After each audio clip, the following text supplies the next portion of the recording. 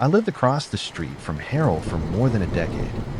It's amazing what you see about people when you catch swaths of their life in passing. It was never that I intended to watch him or anything like that. This was merely a matter of living near him. I was there when they had the movers, when they renovated their house, and when they became just Harold. It was a dark morning with thick moisture in the air that served to let everyone know of the approaching storm. I was fighting off a cold of epic proportions, chewing lemon cough drops like candies, and drinking cup after cup of peppermint tea. The mixture of these flavors tasted awful, but at least I could taste something. It wasn't very often that I'd call out of work like that, so I guess it was purely dumb luck that made it so I saw him across the street. Even being sick, I tried downing a few slices of toast just so I'd have something on my stomach. This made it so I ended up reading Reddit on my phone while nibbling on the edge of a piece of burnt toast. There was Harold, rushing across his lawn with his robe hanging open to expose his white briefs, dead-eyed with scruff grown across his throat. He bent down to lift the newspaper at the end of his driveway and shook it from the plastic bag that had collected the morning's moisture. After thumbing through it, some fit overtook him, and he began ripping the paper till it all fluttered away on the wind, catching along sidewalk crags or bush branches like flags signaling his surrender. I felt for the man. Honestly, I'd seen the whole thing when Patricia stomped across the lawn over there and peeled out of the driveway. We all liked her. Most people that brought Swedes to welcome people to the neighborhood could be overbearing with their niceties, but she had a way with it that made everyone comfortable. I can only imagine the misery Harold was living with. Rumors said that it was an ongoing thing, as it tends to be a culmination of symptoms till they had to be exorcised from each other. People tried getting Harold to come out to functions, but he said no to a lot after she left. The poor fellow was taking it exceptionally hard. I watched him as he moved back to his front door and slammed it shut behind him. By the time I'd given up on the toast, Harold poked his head back out the door and peered around to make sure that no one was watching him. The coast was clear, or so he thought, because I could see him well enough. He went chasing after the strands of paper he'd left behind, this time taking precautions to tie his rope shut. I remember thinking then, how weird a grief that must be to lose someone like that makes you do weird shit as for me. I've enjoyed my own company too much to muddy the waters with anything beyond platonic. Once he'd collected most of them, he trod out of sight once more, giving me enough time to look at a few more wholesome memes and finish my cup of tea. Finally, at some point that I'd not even seen because I'd become so engrossed in my scrolling, Harold was in his yard between the two maples, angling against a spade with effort. Even from a distance, I could see that the morning sprinkle was making quick work of his bed hair, so it conformed to the shape of his skull. My brain took minutes to realize what he was doing, but as the pile of wet earth beside him grew, it registered. But why? What the hell was he thinking? Was he planning something? I watched him like that for at least an hour, sipping through 2 cups of tea. He was in a hole, halfway up his shins and caked in mud. As I polished off the last cup, I moved to grab my umbrella and stepped outside. Harold didn't even look up at me as I stood in front of him. He was a man possessed. Groans escaped him each time he drove the spade into the ground, but as his loafer-covered foot came down on the foothold and his arms pried to jimmy the dirt loose so he could toss it to his side, he let out a satisfied grunt. Standing there on the sidewalk, just on the other side of his hedge with the rain coming down light, I looked at whether or not he noticed me. He didn't make it known. "Hey there, buddy. What are you doing there? How are you, neighborino?" He asked me without even looking up from his work. It came from him like a jaunty, self-aware joke. Another shovelful met the pile. "Do you need me to call someone?" He laughed and continued shoveling. For a minute, it seemed like he wasn't going to respond to my question. Clay, I jumped at the sound of my own name coming from his mouth. "You're a nice guy." He spat and wiped his forehead, leaning against the handle of the spade. At least he'd stopped digging, if nothing else. His eyes were lucid, like he'd never before been alive, and it was only now that it found him. Or maybe he was just crazy. I used to make these little ships. You've seen them before, right? Whenever Patty threw her parties, I'd show them off. I'm sure I've shown you before, haven't I? Well, they were in the bottles. He put out his hands to demonstrate the size of the bottles. I nodded. "You see." Making these little ships is a real pain. For me, the hardest part was always raising the mast. I hated building those things, but that's what I was supposed to do, right? Does that make sense? He gestured to the house behind him. I got real shaky hands, so putting those tiny pieces in just the right places always drove me straight up the wall. You understand. It was rough, but whenever I'd finish one, I'd carefully take it to wherever Patty was in the house, and I'd show it to her. She loved those damn things. They're cute, she'd say, or some variant thereof. It's cliche, but it was happiness too, and that's what I always wanted. This, again, another manic gesture to the house. This was the American dream they tell you about before your balls drop, kiddo. Do this, get this degree, buy this house, marry this lady, because she makes you feel warm and fuzzy inside. Then poof, one day, it's all gone, and you know what you have to do then? I shook my head. The early autumn air was giving me chills, or maybe Harold was. You gotta smash those bottles. You have to, because it makes you feel something.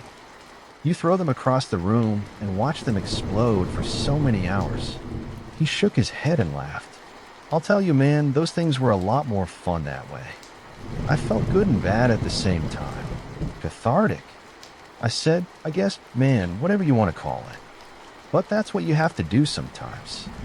He looked at the hole he was standing in, and then at the yard as a whole. White picket fence, my ass, but Harold, yeah, you don't have a fence. He cut his eyes at me. But slowly, a smirk started to slice across the lower half of his face until it evolved into a hearty chuckle. Thanks, I needed that. Sometimes you have to dig a hole. I asked. Harold snapped his finger. That's damn right. I can't explain exactly what it was that jumped into me at that moment, looking back on it. It's the most indescribable sensation. I looked back to my house across the street, beneath my umbrella in the dreary rain, and even in the cool weather, I could feel fire in the pit of my stomach. Perhaps he infected me with madness, but I'd rather state my case as this. Sometimes you've got to dig a hole, because that's what feels right. Splashing through puddles as I ran through the rain towards the shed in my backyard, I found my old worn-out shovel. It was rusted from years of disuse, and I bolted towards Harold's, even forgetting my umbrella. I must have lost my mind running around in the rain with coal to go and dig a hole with my neighbor. When I say it aloud, it sounds insane, but when you're in the moment, well, things are different. I jumped into the small hole he'd created and began chipping away at the edges and loosening the dirt so that we'd have a wider area for both of us to dig comfortably. He said nothing to me as I joined. My tired, cold, riddled body ached with each passing moment, but then something else joined in. I've heard people talk about getting a runner's high from pushing beyond your limit, and that seems as good an explanation as any other. The light rain gave way to a sunny midday lull as each shovel push felt less like the last and more like we were doing something important. It could have been a few hours or only a few minutes before I looked up to examine my surroundings. Regardless, when I did look up from the ground, we cleared out enough dirt so that we were standing in the hole up to our waist. Harold continued his digging, but I took a moment to catch my breath, and when I did, I heard a familiar voice. Clay, what are you two doing? I looked up. Standing in nearly the same spot as I had been earlier that morning, there was Rogers and Margaret. Rogers was a man in his mid-30s who wore sweaters everywhere and walked his dog around the neighborhood to shit on other people's lawns. In fact, in his right hand was a leash drawn taut as the little mutt most likely watered Harold's hedges hidden in the leaves. Margaret, on the other hand, was an elderly runner in her bright thick green and purple sweats.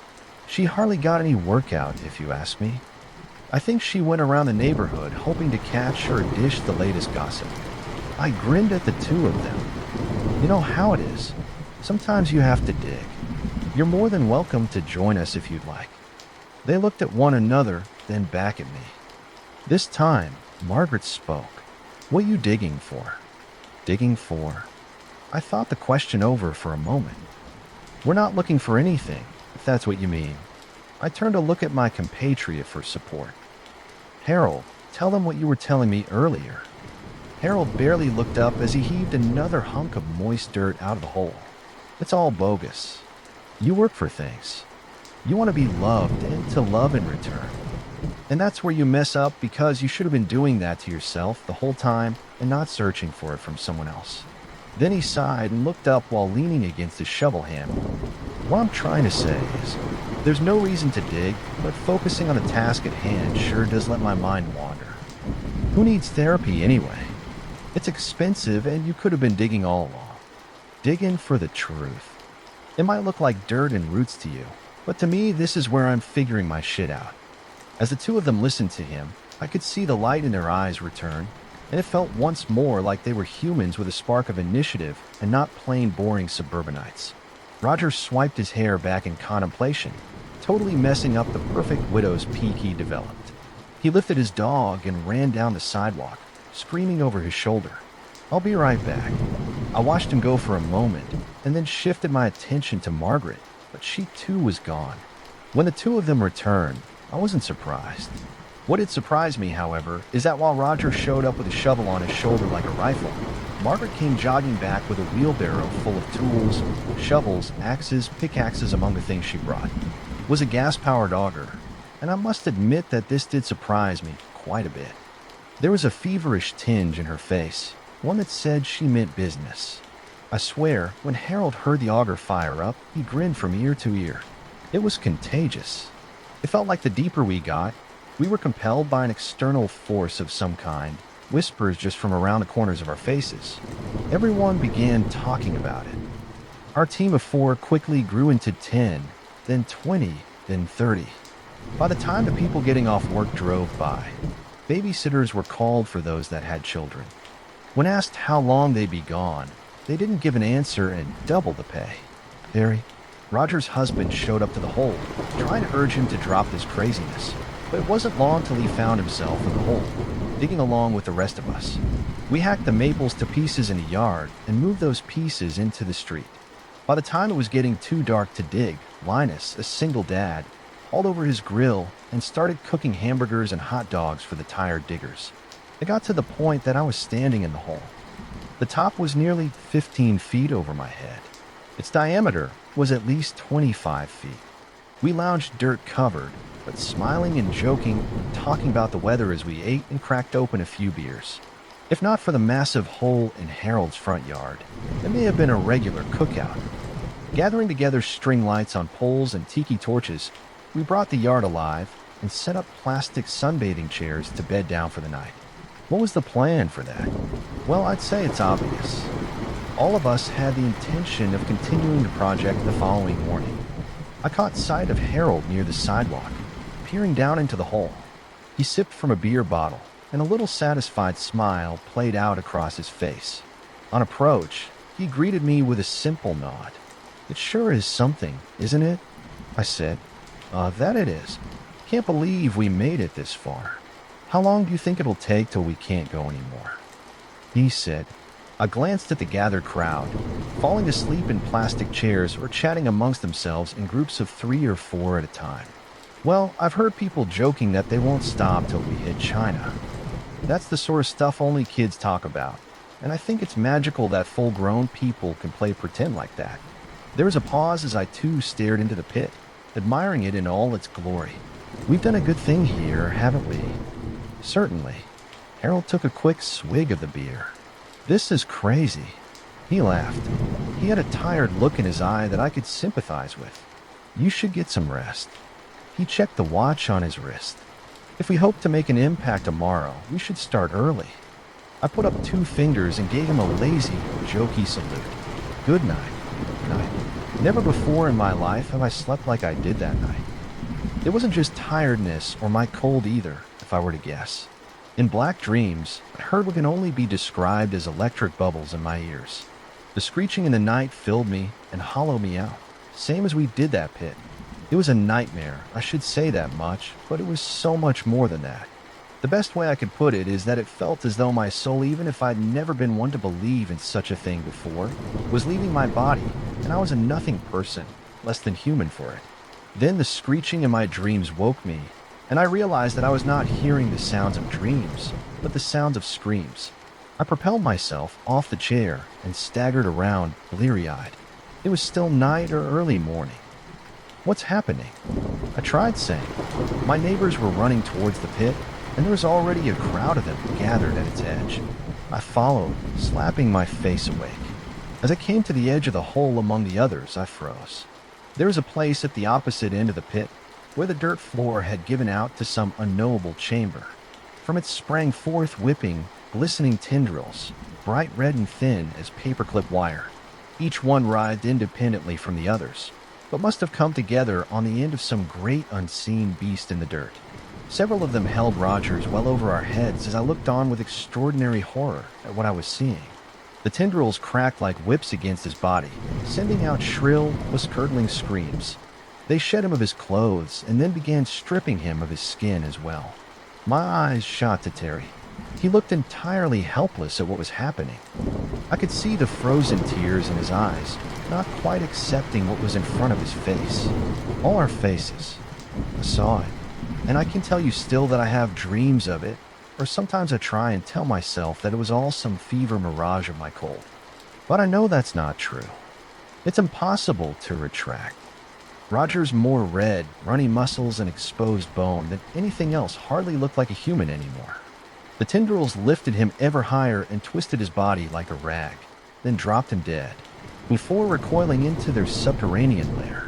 The hole in the pit that went deeper, the place it had spawned from, echoed a gurgle to signify that the chamber was large. Very large. Terry screamed finally, taking towards one of the ladders protruding from the hole. Margaret tried reaching for him, but he was too fast. In a moment, he was in the pit, on his knees before his husband. I couldn't bear to watch him cry over Rogers like that and tried scanning the area for Harold, but he was gone. Instead, my eyes fell on the flaps of skin that caught along the crags and the sidewalk, and the debris we created in our endeavor to dig our way to China. They flapped like flags in the wind. I couldn't help it. I stepped from the hole and keeled over, throwing up the hot dogs I'd had earlier. A few people joined me. By the time I wiped the muck from around my mouth and looked back up, Terry was already at the ladder again, at the bottom of the pit and screaming at somebody, anyone, to come help him as he carried Roger's corpse in tow. He was covered in his husband's blood.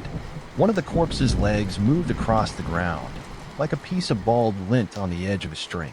Then I heard the noise from my dreams. It was maddening. It seemed to be coming from inside my own head, like a musical popping.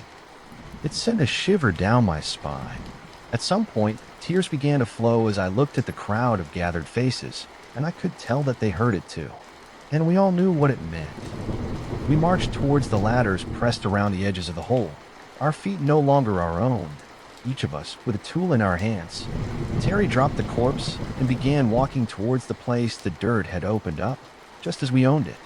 We were going in, totally transfixed. I remember looking at the faces that came along, and I couldn't help but notice that Harold was not among them. I wondered briefly if he had had the sense to run away when he had the chance. As we filed into the chamber, one by one, the slanted dirt of the cave-in made for arduous moving. It must have taken us down another 100 feet, at least.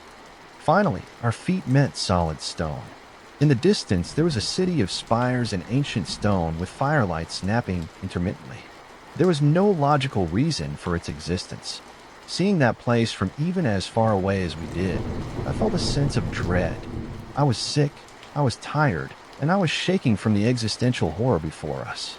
The city in the distance, beneath the impossibly high ceiling of the cavern, called us nearer. Among my neighbors, there were whispers of the most unfathomable possibilities. As we moved along, carrying tiki torches and pickaxes, what schlepping sounds came from overhead, and as we peered over our own heads to see what creature it was coming from, the ropey red tendrils of the thing that had killed Rogers dangled from the flat ceiling. The ropey limbs of the thing hung from its bulbous, fat body. It seemed to be breathing, but otherwise did not move. As Margaret removed a flashlight from her person and shone her light around, it became obvious that the ceiling was covered in those monstrosities, spaced out from one another by about 20 yards. "Jesus Christ," said Linus. "I can't believe this has been under our feet this whole time." "I don't think this was under our feet," I said. Hearing it aloud like that made too much sense. You'd have thought we would have heard these eldritch horrors knocking around before then. I don't think this place was here before. What the hell are you talking about? Linus cut his eyes from me, the fire from his tiki torch illuminating his face. He was scared. I could see it. Not just me. I think we did this. Margaret interjected. Our eyes followed where she pointed, and I felt a shiver run up my spine. Up the way, through boulders and sharp debris, we caught sight of watchers patrolling the edge of the city. Twig spider legs that bowed out with each step from atop round seats with spotlights scanning the area.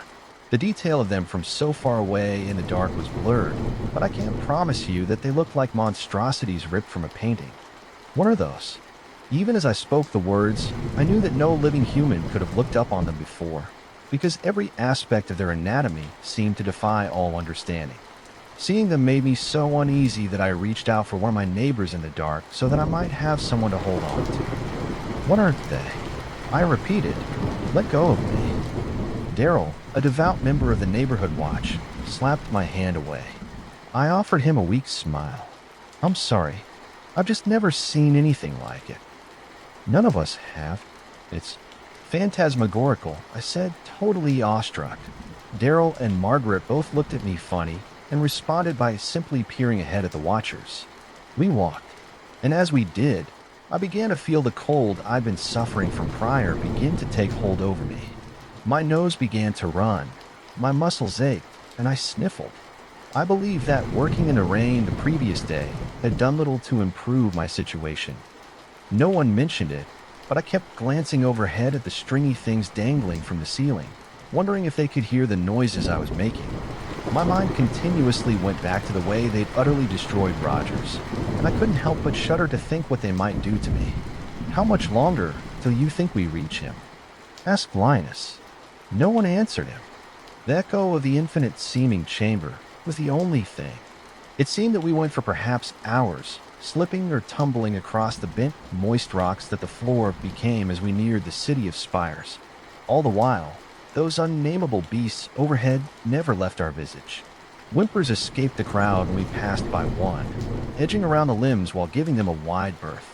One of the red tendrils curled on itself, sending a shrill cry from Linus. The thing took little notice of us as we hurried along. The outline of the city ahead became even more clear. It feels like we've been walking forever, I said. Whether this was due to the fact that I was more tucker than the others, or if it was that we had trod over the rough terrain for a vast immeasurable time, I couldn't tell. We met a great rock face that stabbed towards the ceiling. It seemed our best bet at finding a place to rest, and I mentioned it in passing with grumbles over how we should continue moving dispersed. And we sat with our back to the flat surface of the rock. The others, too, began to express discontent with our journey. We never should have come here, hushed Margaret. Daryl scanned the surroundings from a position atop a waist-high boulder. I can't remember where the exit is. I don't think we can go back. The exit doesn't exist anymore. The anxiety in his voice crept up my spine. It was true. Why had none of us thought to leave behind guideposts for the journey back? Or was it that we had collectively accepted our fate and subconsciously decided none of us were going to leave anyway? I sat against the rock among a few half-familiar faces. That's not possible, said Margaret. She moved to the rock he was standing on, reaching up a hand. He hoisted her bony frame up, her gray hair catching around her face. As she swiped it back, she pivoted in all directions. There's this city. If we've come in a straight line, it should be somewhere over there. She pointed an inconsequential finger towards dark shadows, right?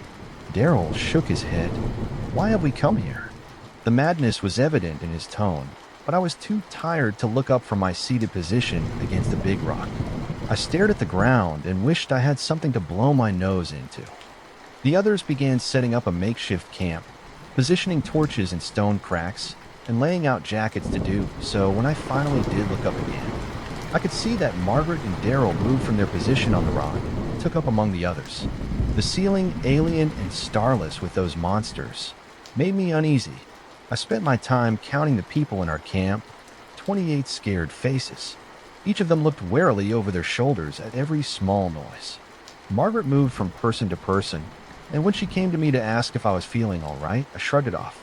She left me, and continued roaming the camp with her hands on her hips, scanning further vicinities. Margaret pulled a hairband from her wrist and pulled her hair back into a ponytail. For a long moment, I was surprised at just how agile and full of energy the old bird was. Perhaps those daily walks through the neighborhood were paying off for her. I wish I'd felt the same in that moment after glancing around to make sure that no one was watching me.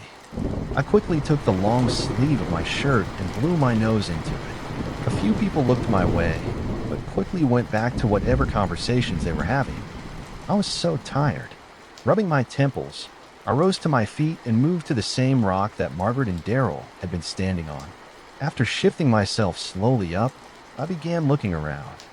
Near the city, perhaps a mile away, were the watchers with the spotlights. I could just make out the vague shadowy figures riding atop them, and I briefly wondered whether they would be able to see me if they were to shine their lights in my direction. I rubbed my eyes. They felt tender to the touch, and I could scarcely keep them open. How I wished for the warm comfort of my bed in those hours. How I wish I'd never checked on Harold. It would have been better for me, better for everyone if I'd only left him be. The urge to leave that place was ever growing, ruminating in murmurs. Most of the group wanted to inspect the city, still transfixed by its spell, while others wanted to leave. It seemed the half that wished to carry forward had it in their heads that the only way out was through. Margaret was one of the more vocal about deserting whatever horrors lurked in that place, and I was right by her. Daryl and Linus both were vehemently defending that we continue. Once everyone's rested up, we should head on, said Linus. It's just like Harold said. There's some truth to be found here. What was all that digging for, if not this? Daryl, with his arms crossed, nodded alongside Linus. I shook my head. There's no reason for it. We've been due, guys. Harold didn't know what he was talking about. He was just grieving. There was no reason for us to jump in and start digging too. What were we even doing it for? This was true. I couldn't even remember why I decided to help dig in the first place. It all felt so pointless. That's Bupkis, said Linus, and you know it just as well as I do. It's a general discontent with the state of affairs that's brought us here, and I only intend to resurface once I've found the purpose I've been looking for all my life. There's a magic to this place, and it exists for a reason.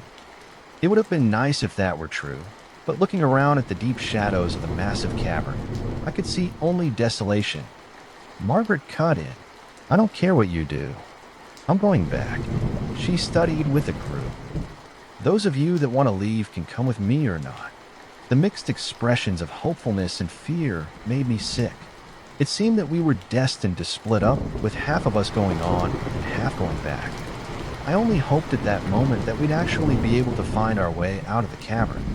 Just as it seemed that Linus was going to respond, the first fish fell from the cavernous ceiling. It was some cod. Upon seeing it there, I blinked to make sure I'd not merely conjured it from my imagination. It came from seemingly nowhere at all, but as it landed on the flat ground in the center of us, it flopped, and its mouth sucked and puckered at nothing as it reversed around. I reached a timid foot forward to nudge it with my shoe as Margaret peered up at the ceiling. As the words, "Where did that come from?" came from my mouth, another fish fell directly onto Margaret's upturned face. She shrieked and kicked the thing away. Within minutes, wet plod surrounded us as it began to rain down a waterfall torrent of ocean fish. A flounder bounced off my shoulder, slapping me with its tail. We took up our arms over our heads to cover ourselves from the incoming barrage of sea animals. It was the most insane thing I've seen in my entire life. The air smelled of salt, and the pattering of the fish landing on the ground is a noise I won't soon forget. The screams of my fellow humans echoed all around, barely above the sounds of the fish storm. We began to take cover near the great flat rock. I dove across people and wriggled fish to reach it, pushing and shoving and getting shoved in return. In panic, my shoulder met the rock, and I turned to look back at my neighbors frantically searching for shelter. In an uproar, I could see that Daryl was fighting with something clinging to his face as it wrapped its snaky limbs around his throat. He attempted to wrench the thing off, but it only pulled itself more tightly around it. It took far too long for my brain to realize what I was seeing. The thing holding itself to Daryl was an octopus with a head roughly the size of a Doberman. No one came to his aid, and he quickly fell to his knees. His last few screeching breaths left his lungs. I watched in concentrated, frozen terror through the last few, still-lit, flickering torchlights as Daryl's right hand came up in an arched claw to dig into the thing's chewy flesh. And then Daryl went still altogether.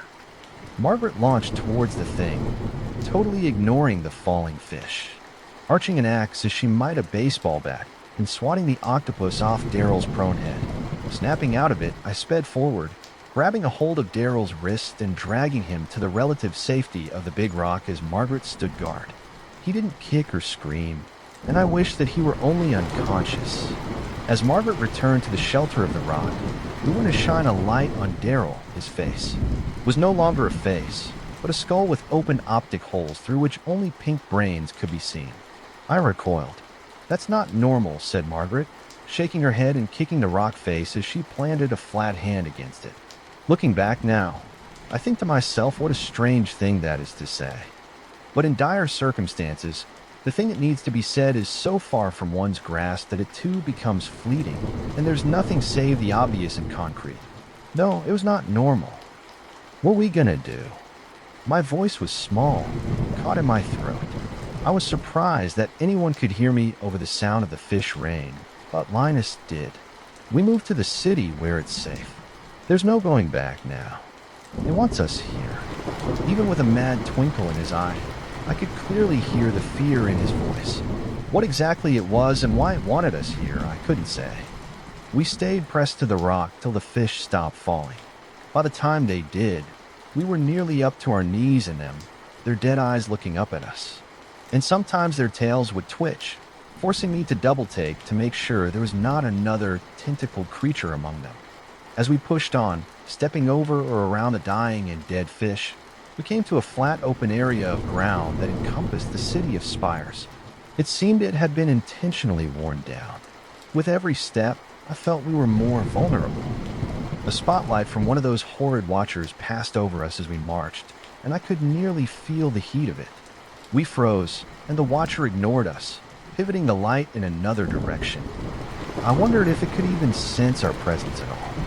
My legs began to feel heavy, my arms too, but this wasn't the normal sort of tiredness I'd been experiencing up until that point. It felt as though I'd been drugged. Looking around at my neighbors as we went, I could sense a dazing in them as well. I watched as their limbs moved in slow motion, and it occurred to me that we were hardly making any leeway whatsoever. "Does anyone else feel tired?" I asked. "Yeah." I twisted my head around to see that it was Linus. "Now that you mention it, I'm feeling really tired. It's like I want to lie down and sleep. God, I've never felt like this before." It felt like someone was trying to pull my eyelids closed with pinched fingers. Something was amiss. The city of Spires ahead grew foggy, and the fires that illuminated it flickered. No, I was blinking. The slow blink of someone on the verge of sleep. Someone's cries met my ears. I turned my head to the right to see that Terry was sliding his feet along the smooth stone floor. Why'd Rogers have to die? It should have been me. He said the words so much like facts, while his ankle shifted forward in stumbling steps. The pickaxe he carried grinded along the floor of the cavern, as he dragged it with a limp wrist by the handle.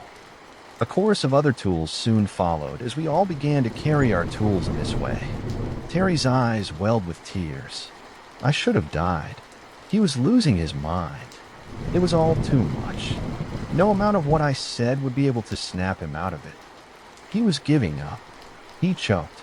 "I just want to die." It was the wail of a dying critter. "Hey, I tried. It's gonna be all right, Terry. It's gonna be okay. Just push on. Don't give up. We're gonna make it out of here." No. For the briefest of moments, his eyes grew lucid as they met mine. "No, we're not, Clay. That's okay, though. I'm just gonna lie down for a little while." I heard the handle of his pickaxe clanging against the floor. He was no longer dragging it. "I'm just gonna lie down, and I'll catch up with you later." "All right? Don't do that." I tried shaking my head quickly to jumpstart myself out of this strange affliction. Margaret called out from somewhere behind. "Don't go to sleep." She sounded like she was having a hard time speaking. It's trying to make us go to sleep. Huh? Terry fell to his knees. Just gonna close my eyes. It'll all be over soon enough. He fell onto the solid ground with a dull thud. Another body ahead fell. It was the lady who ran the salon down the road, but I could never remember her name. Then someone else to my left. It wasn't long till we were dropping like flies. Every thud of a body on the hard ground was another stake in the heart. It made me wonder how long I would last. Margaret called out from somewhere behind again. "Clay, you still awake up there?" "Yeah, I'm still here. I don't know how much longer I'm going to make it, Clay. Can you do me a favor? I have a granddaughter. If you make it out of here, will you tell her I love her?" There was a series of snuffles. "Will you tell her I love her and that I'm sorry I couldn't see her grow into a woman? Can you do that for me?" No. I was surprised how much command I still had over my own voice. Even though I could no longer turn my head to look behind and can only see the rotating watchers and city beyond, I didn't want to lose Margaret. "I can't do that because you're going to make it out of here. Same as me. You hear me?"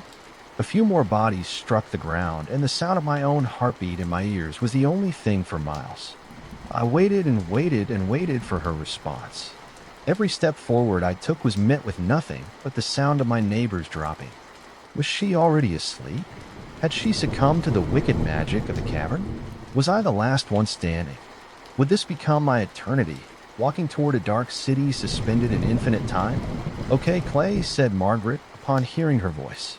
I felt a new strength in my legs, and even as my muscles met resistance like I was pushing through water, I began stomping defiantly towards the watchers, and the sounds of others' footfalls came too. Then the sinking feeling I'd had in the pit of my stomach began to disappear, and I was sprinting. I'd broken the threshold of the spell, it seemed. As my muscles felt normal once more, I stopped and turned around. Laid out before me were mostly bodies. The only ones left were me and Margaret and Linus. He pushed on, slapping his face while she blinked repeatedly and rubbed her cheeks. "I've never felt anything like that before," said Linus. "I can't believe I made it." There was nearly a cheeriness in his voice till he met me and looked out onto the bodies. The many dead forms of the group fell behind. "My God," said Margaret. Red tendrils spilled from the dark recesses of the ceiling, reaching for the extremities of the dead or sleeping and suspending them in mid-air like puppets for a moment, before carefully, almost delicately, pulling them up and from our eyes into the shadows. As the bodies disappeared to the ceiling, a sound followed. The sound of grinding bones, of stripping wet, of those creatures above devouring them. There was nothing left in that open stone field but the torches and tools they'd left behind. I bit my lips shut to keep from screaming. It wasn't much farther till we'd passed the Watchers Patrol, and there were only 3 of us left. We were all as good as dead. "This is madness," said Linus, shaking his head. "I can't believe it." He was right. I couldn't believe it either. I couldn't believe any of it. Margaret was busy examining the Prussian blue walls of the firelit city as one of the Watchers stomped their spindly legs over us, giving me a perfect view of the undercarriage of its bulbous top. Beneath what must have been a cabin with some fashion of mechanisms were twisted tubes that pulsated as though they were attempting to emulate the bladders of a living thing. The Watcher's spotlight illuminated the faraway darkness in a perfect circle as it lifted its foot once more to proceed in its never-ending patrol. At the base of those thin legs were wide, bird-like appendages precariously balancing its top-heavy body. The screech of unseen gears broke the silence. It passed over like we were nothing more than inconsequential bugs. "Jesus," I said, glancing over to see that Margaret, too, had removed herself from the wall. She turned her face up to the thing. We looked at each other with our mouths hanging open. "Were those things?" Margaret shook her head. Linus interjected. "Big assholes," he spat. There was a new air about him, unreserved. More than anything else, it made me extremely uncomfortable to meet his eyes. Something was amiss inside Linus. It was more than a vigor, the thing humans find in extenuating situations. It was like he'd lost something along the way. A piece of him was gone, and it was only then that I could see it. "Why are you looking at me like that?" He grinned at me, as though we'd not just witnessed the death of half the godforsaken neighborhood. No reason. I wiped my nose. Damn cold. I'm just tired. Margaret lifted her axe over her head as she stretched. Wall's too high to climb. It looks like we'll have to go around till we find an opening. There was a pause that hung in the wet air. Though, I'm not so sure we should. I looked in the general direction. I thought that perhaps we'd entered the cavern and then at the vibrant blue color of the city walls. I don't think we'd make it back if we tried. I could not vouch for the other two, but I was uncertain that I'd be able to walk back through whatever aura protected the place. Not for the first or last time. I silently admonished myself for encouraging Harold. This was a hell of my own design. I brought it on myself, after all. I brought it on us all, Linus. With those wild, mad eyes grinned. Plays, right? Only ways through. That's what we've got to do. It's the only thing that makes sense. In fact, I don't think anything has ever made more sense in this whole crazy world to me. Margaret looked at me, shooting me a glare that told me I probably shouldn't be saying things like that around Linus. But then her shoulders relaxed, and she sighed, puffing up a wild gray strand of hair as she did so before shaking her head. I can't believe I'm saying this, but you're probably right. This is the dumbest thing I've ever done. Nonsense, said Linus. Look at this place. He put his arms up to accentuate his point. It's beautiful. It's a once-in-a-lifetime opportunity. How many people do you think have ever seen anything like this before? Too many, said Margaret. A smirk took over Linus's lower face. I'm telling you, he was grinning like a maniac. There was something going on there, but for the life of me, I couldn't figure out what it was. Something was wrong with him. I've read things about the uncanny valley, and I feel as though that's the best way I can describe it. He was no longer the friendly neighborhood barbecue connoisseur. It was like a new thing had jumped into him. And whether it was the dark magic of the place or his own mind that had done it, I don't know till this day. We took off to the right. Following along with the curvature of the city's outer wall, Linus brushed the ends of his fingers intimately over its surface while Margaret and I studied him. The huge open cavern shouldn't have felt so claustrophobic, but it did. The darkness lingering over our heads where the foul creatures hid, clinging to the ceiling, forced my chest to tighten. It felt harder to breathe, or perhaps it was just my clogged nose. I skirted away from the line we'd created as we walked to blow my nostrils open with my finger. Under any other circumstances, I may have been embarrassed, but something told me that we were far beyond that. So many had already died. I glanced at my two traveling companions and hoped I would not have to see any more suffering, but could sense that that was unlikely. I rejoined them, and no one mentioned a thing.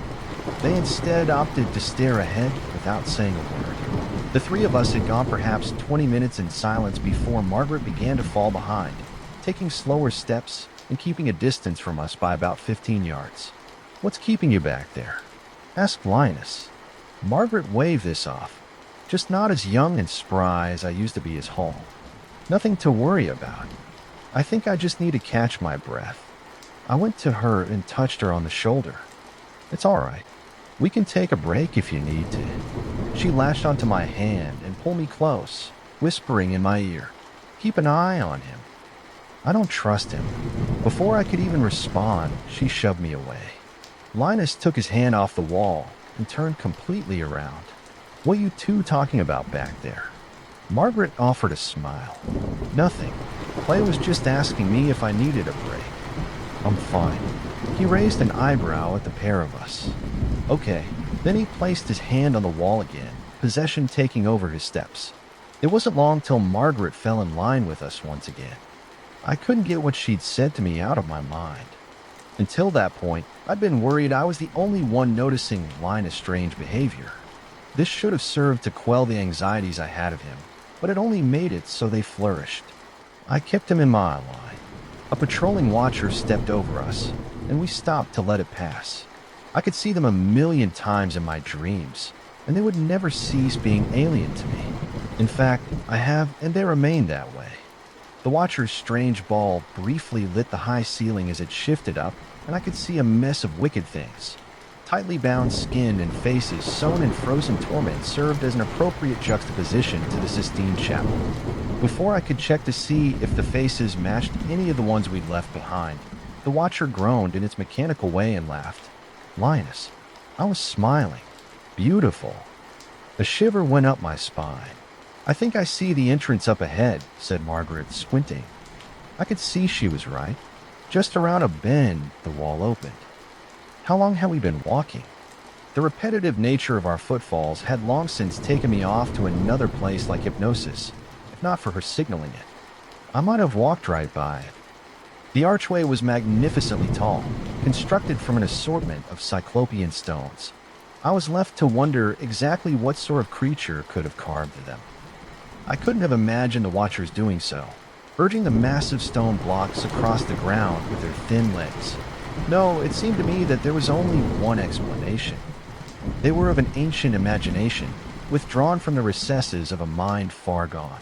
We passed through the archway, only to be met by the ruins of a lost civilization. I was immediately struck by the dizzying way the walkways spun through the spired structures. The streets, if one could call them that, were worn thin as though they'd once been traversed by living beings. My mind went to the Sumerian cities created so long ago, and I wondered if perhaps this was something similar. I knew this not to be the case. No human would have found comfort in that place. No sane human anyhow. The inner side of the wall surrounding the city was onyx black, so dark that I felt if I were to reach out and touch it, I might fall directly into it. Linus whistled up the tall buildings that seemed to have no entryways of their own. It was as though they were nothing more than hollowed-out slabs. Who would construct buildings that could never be used? Have you ever seen anything like this? He asked. No, said Margaret. As we passed by the massive thorny buildings striking up at the ceiling of the cavern, we were cast in shadows. Margaret and I both removed flashlights, but it hardly cut through the blackness ahead. It was a constant fear that something would slither from the darkness and snatch us away to some torturous fate. Thinking of the faces I'd seen in the ceiling, I felt my arms spring alive with goose flesh. Linus caught my uneasiness, and he reached out to pat me on the shoulder. I flinched. Whoa, he said. Calm down there, buddy. There's no reason to be so jumpy. I'm not, I shrugged while turning my attention back to the shadows in front of us. I'm fine. We moved by the first few structures, glancing down the snaking fin alleyways, but deciding in silence to continue our way down the street we were on. Each time we met one of those openings on either side, where the buildings broke open to those dark corners of the city. I could feel unreal eyes on me. I felt so totally vulnerable in those moments, like my lungs might rupture and exhaust all the oxygen from my body. But we pushed on, and the spires opened up to some kind of abandoned market square where flame lights flickered the shadows away. Among the torchlights were booths where people had once sold wares, and I was once again comforted by the fact that some intelligent life had in fact dwelled there sometime in the distant past. In the center of the square was a massive black tower that rose well above all else. Everything was silent but our own steps for a blinking moment. A single fish fell from the sky and landed near the black spire. Linus went to it, and Margaret and I both followed him. He hunkered down over it and prodded it with the end of his index finger, then looked over his shoulder. Again, he asked apparently no one. Linus stood and looked to the black expanse above. We've seen this already, he said, and his voice echoed back at him. Did you hear me? You've already done this. Whether or not Linus summoned what was to follow, I'm unsure. But when I look back on the words I've written so far, I want nothing more than to reach through the words and throttle him. There's no changing the past. A great groaning escaped from somewhere in the shadows of her head, and I half expected the great red tentacle beasts from above to come down and make us their playthings. But they didn't show. Instead, shattering glass rained from above. I was left frozen as the shards seemed to materialize from seemingly nothing. I put my arms over my head and hurried to the black spire, hoping to find some cover from the falling glass, but the tower did little. A few darting shards caught my legs, but I felt nothing through the rush of adrenaline. Linus stood in the center of the market, face up. Screaming, his voice could scarcely be heard over the shattering glass. As he twisted around, gripping his face, I could see that a thorn of glass had driven its way into his left eye. Blood rushed down the front of his shirt. Margaret clung to me, and I to her. Shit, shit, shit, she was yelling directly into my ear, eyes clenched shut and fingers digging into my arm. I began feeling around the wall of the flat-sided tower as we inched our way around it. My fingers met an opening, and I pulled Margaret in with me. We fell in, and she scrambled in the dark to withdraw her flashlights while I peered out from the crevice in the tower to scream towards Linus. I saw him dancing in the square with his hands at his face. Over here. Come over here. As the words left my mouth, Linus twisted to face me, and I caught another good look at the gory mess.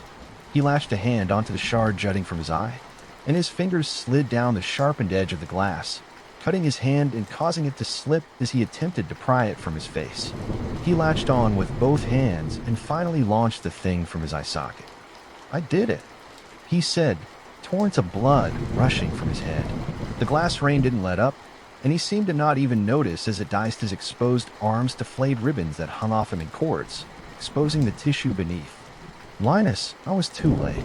A ship's mast fell from the ceiling, landing directly on top of him. It crushed him, and I recoiled back into the dark recesses of the crevice we'd found. My stomach lurched, thinking of the way he'd become no more than a stain. The sound of clinking glass continued, and I dared to peek out once more, ignoring the spot where Linus's raspberry squashed remains were. There, crashing over the towering structures and sending up plumes of debris and hunks of stone, was the bow of a ship whirling through the air. Margaret looked at me, dark circles forming around her eyes that I'm sure I reciprocated. A handful of short red streaks ran the length of her face where the glass had caught her. The stinging soreness in my own cheeks confirmed that I must have looked much the same. The stress we'd been under was beginning to take its toll. "It's just you and me now," I informed her. The frankness with which I delivered the news scared me. "I know," she sighed. "There's stairs over here." I grabbed her by the shoulders. "We're both gonna make it out of here, aren't we?" When did I start shaking her? She ripped herself out of my hands. "Clay, damn it. Get off me." I caught her stern expression, but it was quickly replaced by a look of concern. "You're not gonna start acting crazy too, are you?" My shoulders slumped. "No," I shook my head. "I just don't want anyone else to die." Margaret grabbed my face. Her cold, bony hands grounded me. "I'm not gonna die. You're not gonna die, right?" I was losing my mind. She was right. I couldn't be thinking like that. It would do neither of us any good. She shone her light into the shadows to reveal a plain carved staircase that spiraled up through the center of the spire. I choked out my words. "I don't want to keep going." She shifted the light to shine it on me. I felt very small when she did that. I don't think we have any choice in the matter. The shattering of the glass just beyond the open doorway and the splintering hull of the wooden ship flying through the air drove away my final protest. We were going on, and we had no choice. But to what end? What did we hope to find? There would be no way out. The stairs seemed to go on forever, and it felt as though there was a physical presence pulling me, weighing me down. Margaret's heels kicked high as she ascended the steps ahead of me, with the axe out in front of her chest.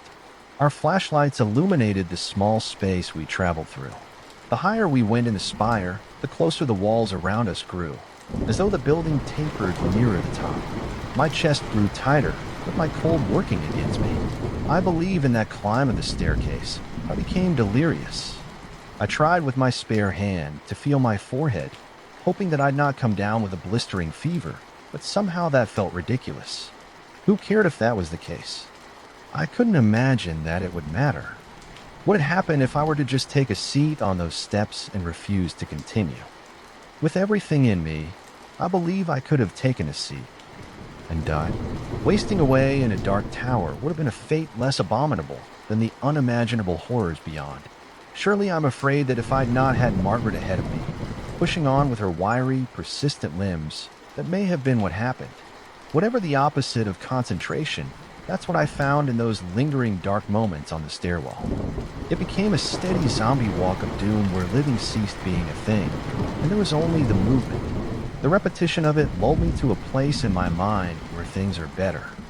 On our way up, We went by slitted openings in the stone like ancient fortress windows that allowed us to look upon the city of twisted buildings. The glass had stopped coming down. I could no longer hear the sound of the ship crashing over rooftops. Somehow the silence was worse. Things would never be the same. I would forever remember that place and those quiet nights. I find my eyes going out of focus.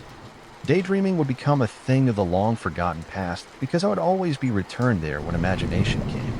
"Are you all right?" asked Margaret, without looking over her shoulder or slowing her pace. "I think so. Just making sure I'm not alone." "I know what you mean." She angled her pace around the middle pillar of the stairwell, ever tightening its bend. "What if there's no end?" "What do you mean?" What if it goes on forever?" "There's always an end." My mind was programmed from a lifetime of constructed narratives that forced a sense of purpose on me and my actions. "There's always an end."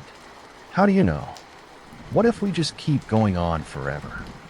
Her voice was shaking. "I don't think that's going to happen." I hoped aloud. "That's not how it works. We're going to get out of this, remember? Just like we talked about. You and I will." "I really hope you're right." "I know I am." I said this in the most reassuring way that I could, without actually believing it, even if I wanted to. She stopped. "I think I see it. The opening. It's just up ahead." There was hope in her voice that twisted my entrails. The truth was evident. Beyond her silhouetted shoulder, I could spy dancing warm light. Our pace quickened, and as we broke the surface at the pinnacle of the spire, I slammed into her without meaning to. We were holding hands, not as lovers, but as humans, because we were scared. At the clean, flat spire top that stretched to a diameter of 20 yards, we stood together aghast at the creature there. The unmoving, half-human seeming thing gurgled as its chest rose and fell. It sat in a chair of the same onyx I'd seen on the inner wall of the city, like it was made of a bitter, sick soul. We wagered a few steps toward the thing lined in rows of standing torches. Its eyes were wide open white, forgotten by sunlight, so the pupils and irises had taken on a milky blue quality. The thing's arms were strapped into the chair, black snaking tubes gored into the forearms, frozen hard so that it couldn't move. The opposite ends of the tubes snaked into the ceiling. It stared directly up to the dark shadows or clouds above. Not even its mouth was free of its own cord that no doubt plumbed the depths of its stomach. As we grew nearer, I could see dry tear stains trace the creases of its crow's feet, and its beard was no longer full, but kinked and thinned from duress. "Harold," I choked out. The thing in the seat did not respond to my voice. On approach, I could see the reason for this. Its ears had been clogged and locked in place by those same black tubes. "My God," hushed Margaret. We went to Harold then, not knowing what to do.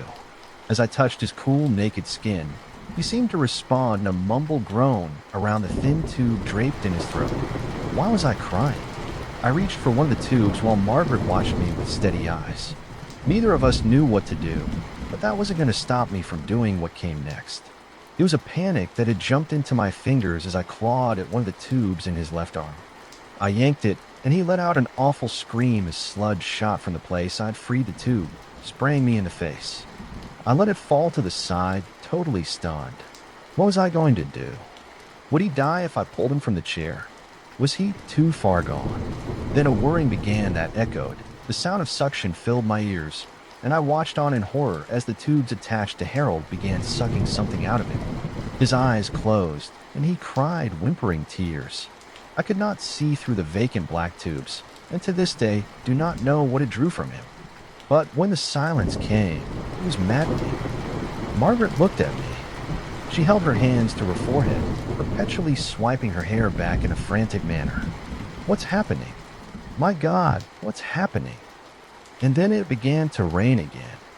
No, not rain. It hailed, and thousands of pinking little balls fell from the black sky and rained down on our heads. I closed my eyes and went to Margaret as we tried our best to shield one another from what came, screaming like we screamed in that place so many times already. The twinkling glow caught my eyes as it gathered around our feet, and I could see that the hail wasn't ice or rocks, but they were made of gold. I snapped from my terror and held one of them up to my face. Through squinted eyes, Margaret shouted at me, "What are you doing?" I held up the circle. They're wedding bands. She opened her eyes and looked through the hole in the center of the ring I was holding. Why? I glanced toward Harold. This is his place, I think. What? There are things darker in the human mind than there are out there in space. No dark gods compared to the inner workings of a human mind. The potentiality of our own terribleness cannot be overstated. Those previous sentences are a post-rationalization. At this moment, I couldn't put the words in place like that. I simply shook my head and dropped the ring. I don't know. The rings came down, and I pattered to the opening at the top of the spire towards the way we'd already come. Margaret had been right. There was no end. But I was going to try, even if it killed me. Her fingers dug into my arm and whipped me around. We can't leave him. She glanced over at the thing in the chair, still sputtering, gasping for air around a tube fixed in his lips. Not like that. There was a pause before she looked back at me. I wouldn't want to be left like that, would you? I looked at the axe in her hand. How is it that she kept it so long through everything? Not like that. We can't do it like that. We were screaming to one another over the clinking of the metal rain. What choice is there? Her fingers tightened around the handle of the axe. We could do it quickly. I looked at the pitiful Harold and nodded. She moved quickly. It was a task no one wanted a part in, and the faster it was over, the better. Margaret launched the axe into his chest with a quick heave. His body lurched and spasmed before going still. She ripped the axe away, and blood sprayed as his chest opened wide. The wedding rings stopped falling, with the last few ringing out somewhere far away. All was quiet, with Margaret covered in Harold's blood like it was war paint. The cavern air changed. There was nothing. We were standing in a vacuum that might crush us at any moment. Then the world began crumbling. A cave-in was my initial thought. But this was ridiculous, of course. Cave-ins didn't happen in places that didn't exist. Such tragedies were for the real world. We parted there so long ago. The world was shaking, and the spire trembled, threatening to give away at any moment. The rumbling was all I could hear. Margaret screeched out something, but I couldn't understand. She hung onto the edge of one of the tubes attached to Harold's body. She was waving at me. I stumbled over and fell onto my knees, trying to crawl to her. Her mouth moved. But as I tried deciphering what she was saying, a great boulder fell from the sky and sheared away the opening of the stairwell behind me. I twisted around on my back to watch it fall away as spider crack lines shot in my direction. I'm certain I was screaming as I moved. I felt a pair of ice-cold hands on my neck and craned around to see Margaret. She screamed over the roar of the falling debris. I can see light. She pointed in the most unexpected of directions. She pointed at Harold's chest. She shifted to the front of him that had been pried open by the axe. I watched, dumbfounded, as she pushed her fingers into his chest and opened them more. Indeed, natural light spilled from there. I was immediately reminded of the mumbles of my dead neighbors. The only way was through, so they said. Margaret placed her knee on his thigh and ripped his chest open. I crawled over on shaking arms and pulled myself up to gander in. It was a dream that I could see trees and perhaps even a touch of real air. I'm not proud of this. I pushed my fist into him and began worming my way through. Freedom was so close that I could nearly taste it. Swimming the visceral ooze in the place between here, and there is a feeling I will never wash clean. Digging my claws in, I propelled myself forward like a deranged newborn pulling itself free from its tense mother. There was no longer Harold or Margaret or even me. There was only the ravenous growing urge to escape. And I kicked my way through intestines until I tugged away at clumps of dirt and took in labored breaths of fresh air. The sun splintered overhead as I sat choking in the open hole of Harold's front yard. I hawked up a lump of wet mud and scooted onto my knees to peer into the place I'd come from. There was no opening leading back there anymore. In its place, there was only a grouping of loose dirt. I watched and waited and was all alone. I wept and swiped tears away with dry, cracked hands. "Come on," I said at the pile. "Come on." The words spit from my mouth. The dirt remained still, with no trace of life. Please, I begged whatever it was that had created such a cruel world. I screamed like a madman. It started out small. The pebbles of minuscule, bald clay fell away and rolled like children down a grassy hill. A finger with splintered, caked nails sprang forth, and then came the whole hand and the forearm. I wrapped my hand around a thin wrist and tugged with everything I had. Then Margaret's head sprang forth, hair clinging to her head. She gasped, mouth open and eyes closed. Once she was free, she wiped at her face. After a brief coughing fit, where she put her head between her knees as I patted her on the back, she began crying. "We made it," I said. The elation in my voice reached the point of absurdity. "There's no reason for that anymore. We made it." She looked at me. I know. Margaret patted the dust off her shirt. "There was a time there. I saw your feet just above my head. I saw you kicking. You were gonna make it. Then I felt something grab me from behind, and I was stuck. Then your feet disappeared, and I couldn't move anymore. I almost died. I could feel whatever it was squeezing the life out of me. There was a thought I had, though." I looked at her, puzzled. "At least you were gonna make it." "That's what I thought. That'd be something, at least. Margaret, I don't know what I would have done if you hadn't." We sat there, curled together on that spot in the bottom of the pit for too long. There was an investigation into the matter by the police. You can't have half a neighborhood disappear without it raising a few eyebrows. Neither me nor Margaret told the whole story, but the police received what we knew they'd believe. There was a mania caught among the crowd of people gathered in Harold's front yard, and we couldn't stop digging. We told them that much, and that much was enough. The official records said that we were the victims of hysteria. We told them of a cave-in, and that most of the people that were caught in it. They excavated the lot Harold's house stood on and never found a thing. I never figured they would. We each got our share of fines and community service. In the courtroom, I recall the judge sneering at me from her high chair as I plead my case. There was jail time for me, but Margaret's lawyer was better. She visited me sometimes. It was time well spent in comparison to what I'd seen. When I got out, Margaret introduced me to her granddaughter as me and the old lady who once jogged around the neighborhood grew closer. And I came to realize her granddaughter was all she had left. It finally made sense to me that her last request would have something to do with her. We don't talk about that place often, but when we do, it always ends in long nights where we chat over 4 or 5 bottles of wine or whatever else is nearby. She's a fair amount older than I am, and I know that I'll be the last, unless by some miracle the old bird outlives us all. Given what she's capable of, I would believe it's possible. I joke like that to make it seem far and away. Do not let this serve as some fable of morals or fault. It was never about blame, anyhow. This was about one man's inability to let go of the past. There's a world under our world. It's where monsters come from and where they're supposed to stay. I think something just got out and it's following me. It happened at the subway. It was 8:30 a.m. on a Friday. I was stuck in my usual morning commute. My eyes were glued to my phone as I waited for the train. I wasn't really paying attention to my surroundings. I was more interested in the emails from work. After I replied to a few, I glanced up to check the timetable. My train would be arriving in less than 5 minutes. Then movement on the tracks caught my eye. The platform was a little crowded, but I was pretty much at the front of the line. I had a clear view of the train tracks, and I could see someone down there. They looked like they were pacing. They were walking slowly up and down the line. I stepped forward to get a better look. I couldn't really make out their features from here. They wore a shapeless gray jacket with a huge hood pulled over their face.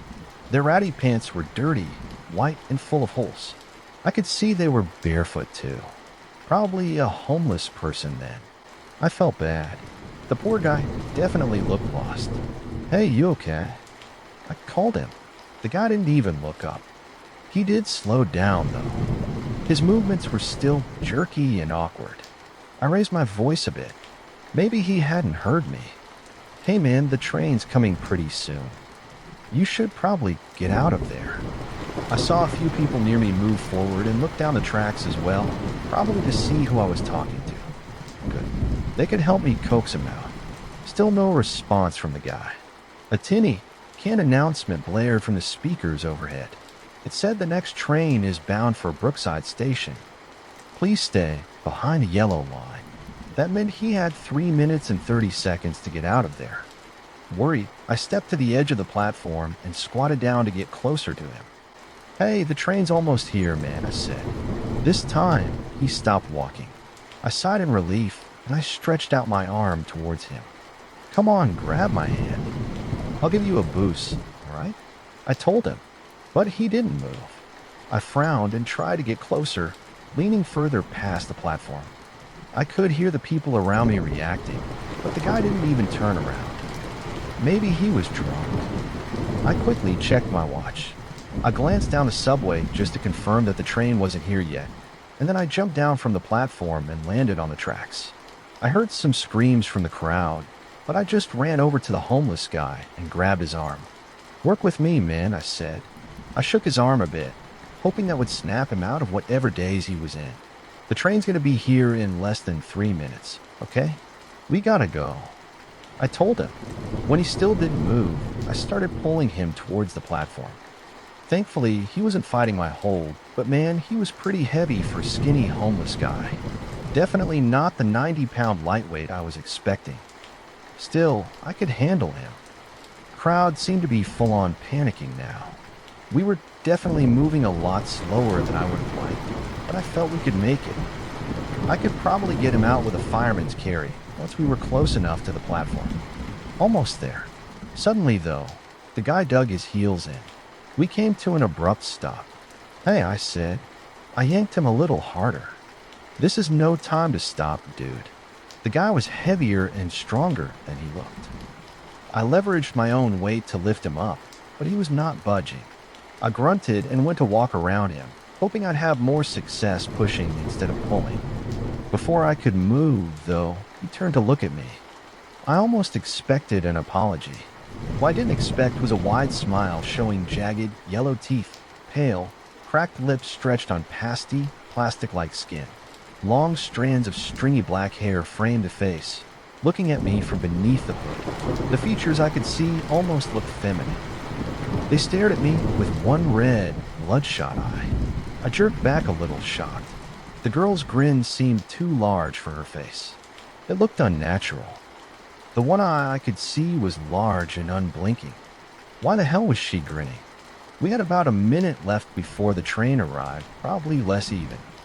I heard someone yell from the platform, telling me to hurry up and get out of there. I'm trying, I muttered under my breath.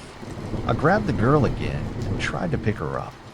Come on, come on, a loud electric ping sounded overhead, signaling another announcement. The announcement said it was now arriving. Train to Brookside Station. This train to Brookside Station, mind the gap. We were out of time. I bent down and prepared to lift her up. That was the only way I could get us both on the platform. And then suddenly, I felt hands clamp on my shoulders.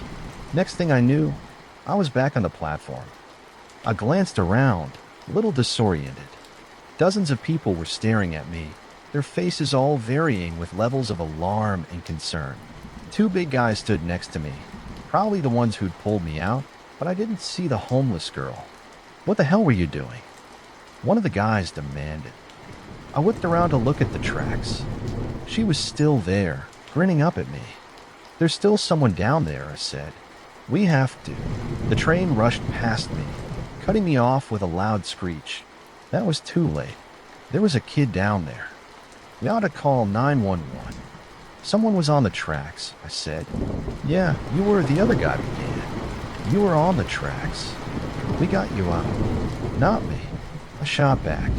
The homeless girl, the one with the gray jacket. Why the hell did you leave her? Over the line, I heard a click. 911. What's your emergency? Yes, we need help. I began. I'm at Redstone Station. Somebody was on the tracks. We couldn't get him out before the train arrived, and I don't think she made it. The operator started asking me questions to get more details. I answered as best I could. The noise around me was almost deafening as word began to spread of the girl. 2 hours later, I was standing on the same station platform, looking in disbelief at the cop in front of me. He sighed and repeated what I knew couldn't possibly be the truth. "Well, search and rescue combed these tracks from top to bottom, sir," the officer told me. He was young, maybe my age, and he had a stupid-looking goatee that did nothing to hide his baby face. There were other cops walking around, talking to other passengers and taking statements. Some cops were shining their flashlights down on the tracks, the apparently empty subway tracks. "Yeah, no sign of a body alive, injured or otherwise," he continued. I opened my mouth to clarify, but he kept talking. "You know, our team just finished reviewing the footage. We're going to go through them again just to be sure. But you were the only one on those train tracks in the last 24 hours. "That's impossible," I interrupted. "There was a homeless kid. I saw him. Why the hell do you think I jumped on the tracks?" Goatee looked at me for a moment and then spoke again. "You know, this isn't a harmless prank, sir. You initiated an emergency train stop and phoned in false information to 911. These are very punishable offenses, and I need you to come with us." "Wait, what? Why would I joke about this?" "Someone needed help," I said. Yeah, well, we have multiple witnesses claiming you jumped from the platform unprompted," Goatee continued, then proceeded to ignore instructions to get out.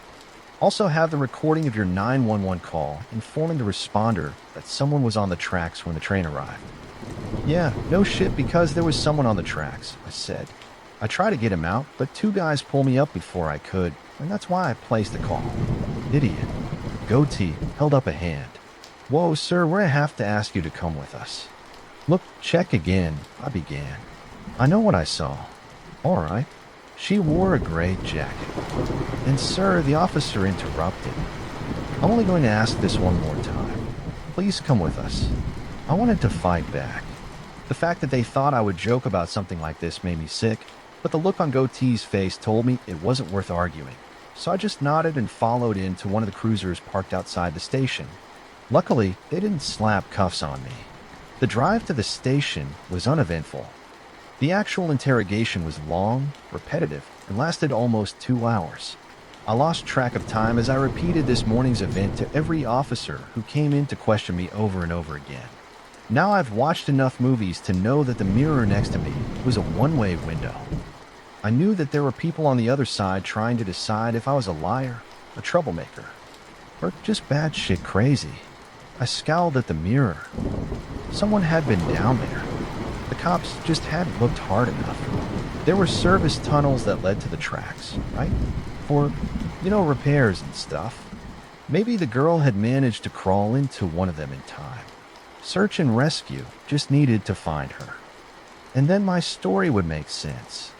They know I wasn't messing around or playing a prank. The door to the interrogation room opened again. In walked the same officer who brought me in. Same stupid goatee on that same stupid face. I didn't bother hiding my glare. Call me petty, but I did not like that guy. He told me that they couldn't detain me for more than 24 hours while the investigation was ongoing, since I'd already given my statement, and had shown willingness to cooperate. They were going to let me go. Well, that was a relief, but the investigation is still ongoing, Goatee began. Right now, all evidence points towards willful tampering of emergency systems. If we gather enough for a case, you'll have to file an appeal, maybe even go to court. Did you just say go to court? I asked. Are you serious? You initiated a full-scale emergency at the station for no reason, he reminded me. There was someone on the tracks, I shot back. Well, search and rescue still hasn't found a body, he replied. Then they're obviously not looking hard enough, I said. Goatee gave me a sharp look at that. Okay, look, the only reason you aren't in an overnight cell right now is good behavior, he began. I suggest you don't jeopardize that, sir. Yeah, whatever, dude, I said, standing up. We're done. I can go now. He nodded. Yeah, we called your emergency contact. Miss Natalie Wakefield is waiting for you in the lobby. By the time Natalie and I got back to my apartment, it was dark out. Natalie, my girlfriend, has always been the babbling type. She babbled when she was excited, when she was nervous, and when she was overwhelmed. So I was genuinely surprised that she managed to stay quiet the entire ride home. But the moment we stepped through the door, she started firing off questions. Natalie had apparently been at work when she got the call. All they told her was that I'd been brought in for questioning. Then, when she got to the station, no one gave her the details of my case. So I knew why she was asking so many questions. Heck, if I was in her place, I'd be demanding answers too. But I was exhausted. I wanted to crawl into bed and just forget all this. "Hey," I said, cutting her off with a gentle squeeze of her arm. She immediately shut up. "Look, I really appreciate you picking me up, Nat." I continued. "Really? But it's been a long day. Can we just talk about this tomorrow, please?" Right, she said quickly. "Of course. I'm so sorry. I didn't realize. Of course you'd be tired. You want me to make you some tea to help you sleep?" I was pretty sure I could collapse right there, and then, "No tea required." Still, she meant well. I nodded and managed to smile. "Sure, thanks. Just bring it to the room when it's ready." "Okay, I'm gonna go to bed." She nodded and went to the kitchen, and that's when something caught my attention. The bathroom door right between the kitchen and the bedroom was slightly open, and there in the space between the door and the frame, I saw something standing in the darkness. I instinctively grabbed Natalie and pushed her behind me to protect her. "Get back," I whispered. I looked more closely at the figure. It was the girl from the subway.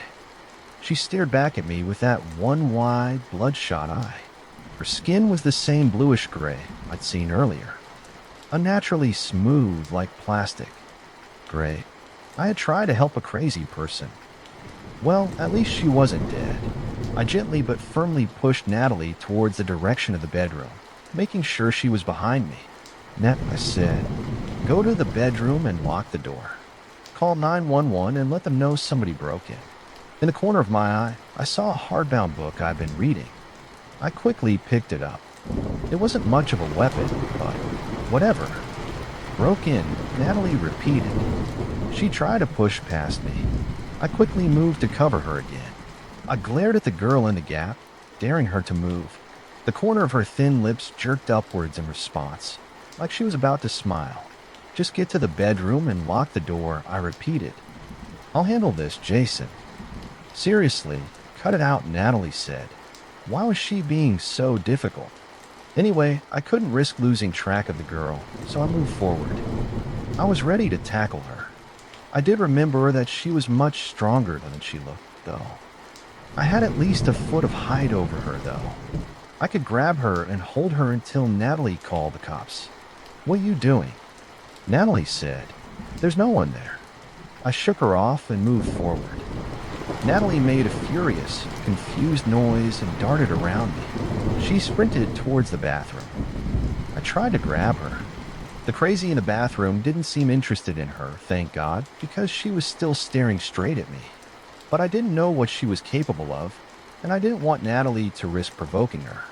Before I could grab Natalie, she reached the bathroom door and shoved it open, strong enough that it hit the wall with a bang. Then she shot her arm into the darkness and hit the light switch. Warm orange light flooded out. The girl was nowhere to be seen. I was shocked.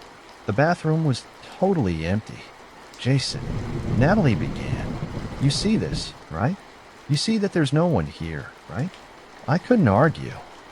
I couldn't even reason this out. Our bathroom's small, barely enough for 2 people, and it doesn't have a window. The only possible exit is the air vent, and that's only about 1.5 feet wide. No way in hell was an adult human being squeezing through that thing. I started to say something, and then stopped.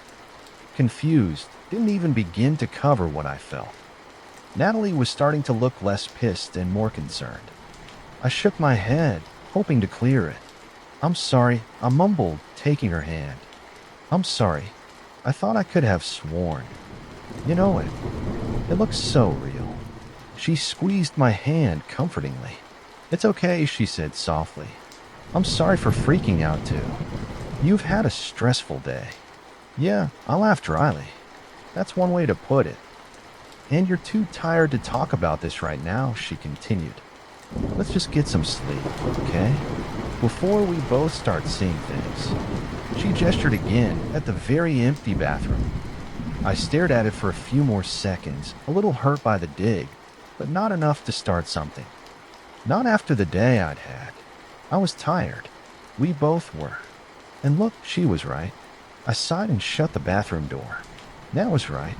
There was nothing there. I wish it had stayed that way, because the next time I saw her, she was looking at me from between our closet doors. This was Saturday, the day after the shit show at the train station. I managed a solid 10 hours of sleep. Nat had cooked up a huge breakfast for me. I was fed, well rested, and in the familiar comfort of my own home, so I couldn't pretend I was tired and seeing things. She was right there. Natalie had been rooting through that very closet only a few minutes earlier, looking for a coat. She was running late for lunch with her friends, so when she found what she was looking for, she didn't bother to close the doors properly, just swung them shut as best she could and dashed out with a "see you later" Jason thrown over her shoulder. I followed her out, locked the door behind her, and headed back to the bedroom. And then I stopped short in the doorway, and I stared in disbelief at the girl in the closet. There was no mistaking it. She was the one I tried to save at the subway, and she'd broken into our home last night. Through the sliver of space between the closet doors, I could make out the same plastic skin, the same dark hair, the same bloodshot. What the hell? I said. The girl in the closet kept watching me. How the hell did you get in here? I demanded, hoping a little anger would scare her. What do you want? She said nothing. I thought about the gun in my bedside drawer, something I kept just in case. But if she saw me getting a weapon, she might attack. I didn't want to just shoot her. She was clearly not right in the head. I couldn't even begin to imagine what sort of drug she was on, but I didn't know what the hell she was going to do either. And then I remembered Natalie's baseball bat. My eyes darted to the corner of our bedroom, and sure enough, the bat was there, propped up against a few boxes. Again, look, I didn't want to hurt this girl, but I did want to scare her. I wanted her to get out and not come back. When we first moved in together, I had insisted Natalie have some sort of weapon just in case of a break-in or robbery. She hated guns, so as a compromise, I bought her a steel bat. I dove for it. Adrenaline had me moving faster than I thought possible. Less than a second later, I was raising it threateningly over my head as I glared at her. Okay, enough. Get out, I told her. Nothing. She didn't move, didn't reply, didn't even twitch in surprise. She just continued staring at me. And then, after a few seconds of silence, she grinned. And that was it for me. I moved across the room, pulled the closet doors open, and I went to grab her and pull her out. But she was gone. I can't tell you exactly how she disappeared. I don't think I'll ever have the words to describe it. She didn't pop out of existence like a bubble. She didn't fade away either. It was like something being erased. It was like she was there, and then she simply wasn't. I spent another minute searching the closet, pushing aside coats and jackets and dresses for any hint that something had been there. When it became painfully obvious that I wasn't going to find anything, I shut the doors and left the apartment. I didn't see the girl again until Monday at work. I don't know how she followed me. I was in the lobby of our building, waiting for the elevator to my office on the 18th floor. I was in a pretty deep discussion with my colleague about our latest hires, so I didn't notice the elevator had arrived until I heard it ding. We paused our conversation to watch the door slide open so we could gauge how full the lift was. The now familiar sheen of blue-gray skin and yellow, jagged teeth brought me up short. There, in the middle of the elevator, was the girl from the station, and she was looking right at me. And then a split second later, she was gone, just like in the closet. She was there, and then she simply wasn't. The elevator door slid open fully to reveal 4 guys in suits. As I stared at them, they looked back at me in obvious confusion. My coworker asked if I was okay, and I couldn't reply. I decided to take the stairs. On Tuesday, I got called back to the police station when I got there. Goatee, of all people, put me back in the interrogation room. You know, your little stunt held up the rest of the trains for at least an hour, he told me. Threw a lot of people's schedules off. You know, they want someone to blame.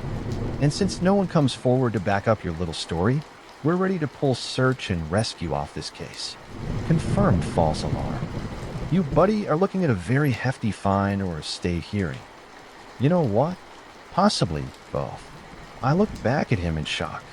I thought someone needed help. I began. What? Was I supposed to sit back and let the train run someone over? That's how things work for you. And my God, dude, would you relax about the damn train schedule? Trains get held up all the time. Alright, welcome to the real world, pal. Goatee looked back at me. Well, there's a huge difference between wanting to help and actually helping, he began. You don't get plus points for trying a real world. He did air quotes when he said real world. Actual, honest-to-God air quotes. He looked ridiculous. He was also a huge prick. I wanted to say so, but I held my tongue. He was still the officer handling my case, and I couldn't antagonize him too much. And it's not just about stopping the train, he insisted. Like we told you, you can't just go around making prank calls to 911, buddy. That is tampering with public emergency systems. Okay, so why am I here? I asked, since you think I made it all up, right? Our guys are reviewing the security footage again, he began. And we need to know where to look. Believe it or not, we do want to be thorough. If there's someone down on the tracks, we want to find him. So he asked for my story again. I think he was looking for inconsistencies. That's what they do, right? When cops think you're lying, they make you tell your story a dozen times until you mention something new or you describe something differently. And then they got you. But I knew I wasn't lying, so I told Goatee the same story I'd told him and the other officers last week. He didn't look convinced, but he didn't look skeptical either. Maybe I was imagining it, but he almost looked concerned. I couldn't be sure, though, because his goatee was in the way. He stood up. All right, I need to grab other witness statements, he began. Stay here, and I'll be back in a few minutes, all right? He walked out of the interrogation room, leaving me to my thoughts. I rubbed my eyes. I was so tired, and it was only Tuesday. I was still reeling from what I'd seen the past few days. I didn't know what to make of it, and I didn't know where to begin. Then I raised my head and froze. She was there. Goatee hadn't closed the door the whole way. I could see her standing just outside it, staring at me through the crack. I jumped to my feet, full fight or flight. Her eyes darted up, tracking me, but she didn't move, didn't even twitch. Just continued tracking me with her eye as I slowly moved around the table. I wanted to look around for anything I could use as a weapon, but I also didn't want to take my eyes off her. Would she disappear again? Would she stay? Will Goatee come back in time to see me attacking her? Suddenly the door swung open, and just like that, she was gone again. An older cop stepped through the door. He had deep frown lines, even deeper laugh lines, and a full head of salt and pepper hair. His eyes were a clear, startling blue. Hey there, he said. His voice was gruff, but not unkind. The interrogation's not over, I'm afraid. I'm gonna need you to sit back down, right? I replied. Only I couldn't. I felt like I'd be vulnerable if I did. The girl was probably still here. The old cop raised an eyebrow. Something wrong with the chairs, son? I shook my head and forced myself to sit back down, even though my instincts all but screamed that I couldn't relax here. Where's the other guy? I asked. Oh, you mean Summers? The old cop said, taking the seat across from me. I got pulled over by forensics. He'll be back, though. Summers. His name is Summers, I asked, still trying to calm myself down. Yeah, it's on his badge, he replied. Doesn't suit him, I muttered back. The old cop grinned. His eyes were shining with amusement. Yeah, that is true, isn't it? What? You had a better name for him. In my head, I was actually calling him Goatee, I said. The old cop barked a laugh. It was short but deep, like he genuinely found it funny. I felt a lot better with that laugh. Goatee, how you know I like that? I just might start using that. See if I can get it to stick. Are you handling my case too? I asked. I figured he was. Why else would he be talking to me? Not in my jurisdiction. "I'm just a traffic cop," he replied. "Oh, my son, a bit disappointed. It looked like it was just me and a goatee. The door was open, and I saw you moving around inside. Figured you were feeling antsy, cooped up in here all alone. I thought I'd keep you some company," he said. Before I could ask more questions, the door swung open again. Goatee stepped inside, clutching a fairly thick folder in one hand. In the other, he held a small styrofoam cup of what looked like fresh coffee. If he was surprised by the old cop's appearance, he did not show it. He simply slapped the folder onto the table and took a sip of his drink. The old cop stood up. "And that's my cue," he said. He turned to leave, nodding once in my direction.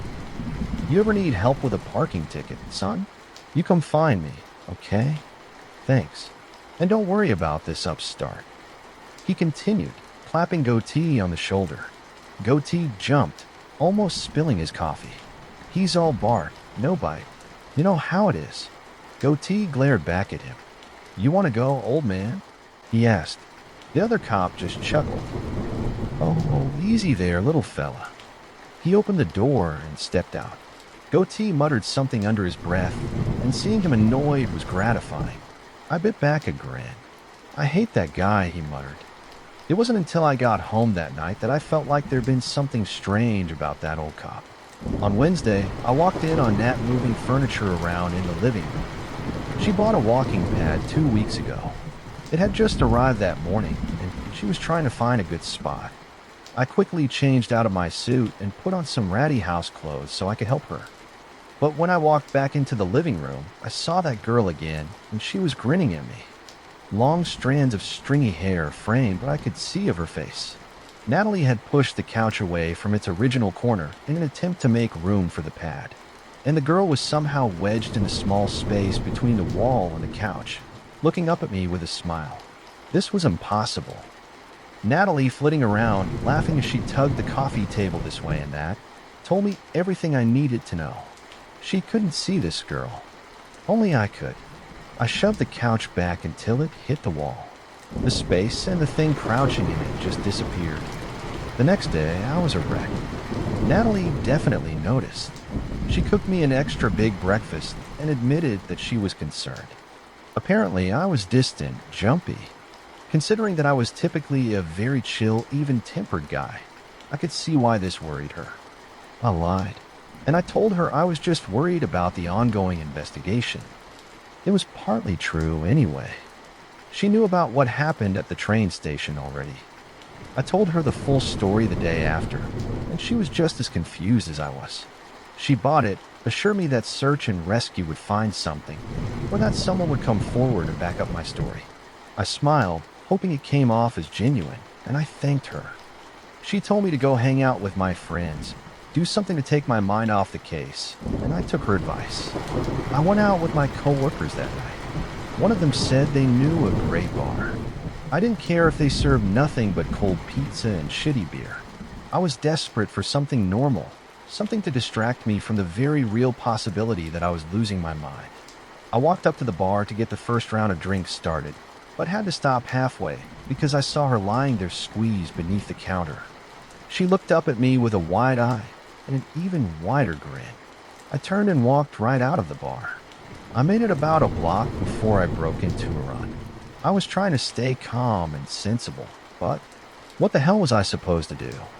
I didn't know what this was and why I was the only one who could see it. I don't know why this thing wouldn't just leave me alone. I just knew I couldn't live my life like this. Tense, paranoid, constantly looking over my shoulder for that thing. I needed to do something to try and fix this, but I didn't know how. It was Friday again. I was heading to work, still on edge. A train rolled into the station. The overhead speakers came to life, confirming this was my train. I fell in line with the other commuters, waiting for passengers to get off so we could get on.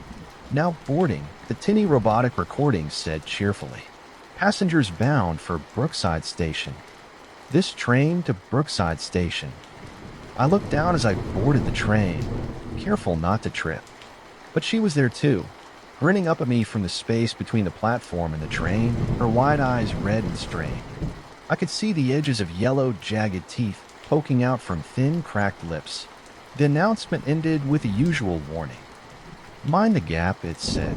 I stared down at her as everything fell into place. Yes, is that how she was following me? The people behind me pushed onto the train. I made my way to an empty spot, my eyes never leaving the gap, and the girl in it looking right at me. Her grin grew wider, almost like she knew that I'd finally figured it out. I spent the rest of the day an absolute mess. Search and rescue wouldn't find a body on the tracks because they were right.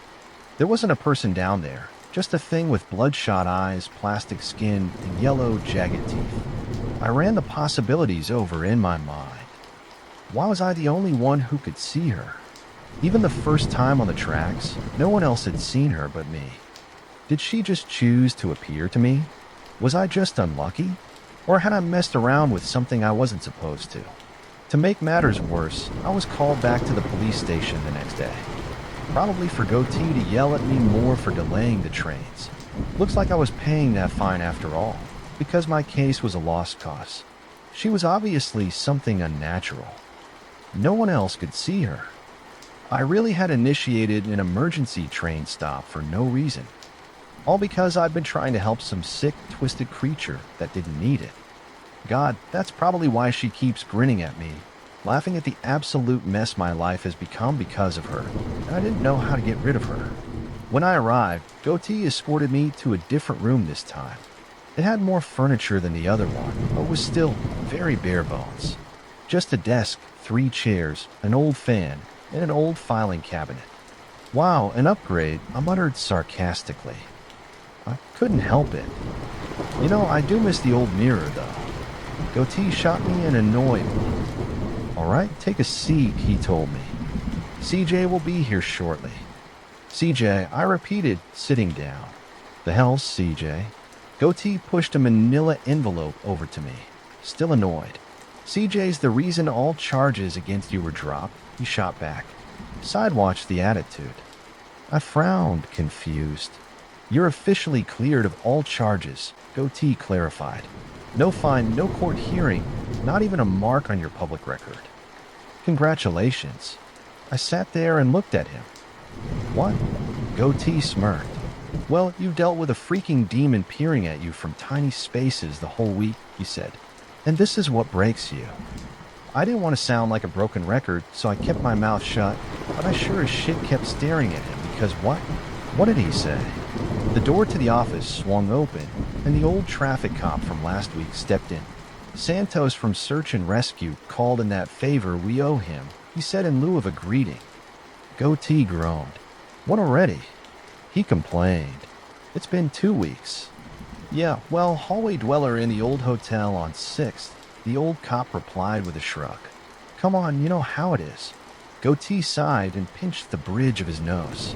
"My God, that place needs to be condemned," he said. The old traffic cop turned to me and gave me a cheerful grin. "You're looking mighty confused, son." He patted my shoulder and took the other chair. I didn't trust myself to speak, so I just looked at him. He nodded at the envelope in front of me. "Now that there is the official report for your case," he began. "Now you can read it if you want, but I'll help you cut through all the legal crap." Now, basically, the emergency train stop called last week, Friday, was ruled as mass hysteria. There weren't enough witness statements to accurately detail the events that occurred. I was hearing what he was saying, but the words weren't fully sinking in. Not enough witnesses. The train had been full of people, and the witness statements that were documented were so full of inconsistencies and inaccuracies, the investigators agreed that none of them could be used objectively, he continued. CCTV footage shows nothing out of the ordinary either, right? I croaked out because I felt like I had to say something. The old cop winked at me.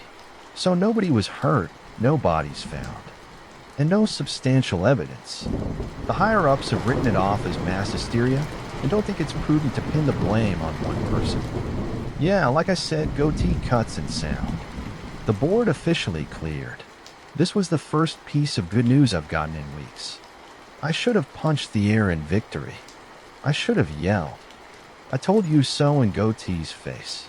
Heck, I should have taken the old-timer's hand and shook it vigorously. and I would have had Goatee's earlier statement not been replaying in my head in an annoying, persistent loop. You? You said demon. I croaked out, turning to look at Goatee. Before the older cop came in, you said peering at you from tiny spaces. The old cop groaned. Really, Summers? Goatee snickered. Yeah, I couldn't help it. You should have seen him gaping like a goldfish. The old cop smacked the back of his head. I'm sorry about him, he sighed. And he sounded genuinely apologetic. He forgets how to be human sometimes, he continued. I don't know what my expression was at that moment, but it made the old timer pause. He reached over the table and clapped a hand on my shoulder again. Gentle but firm, grounding. All right, well, I'm going to explain everything as best as I can now, son.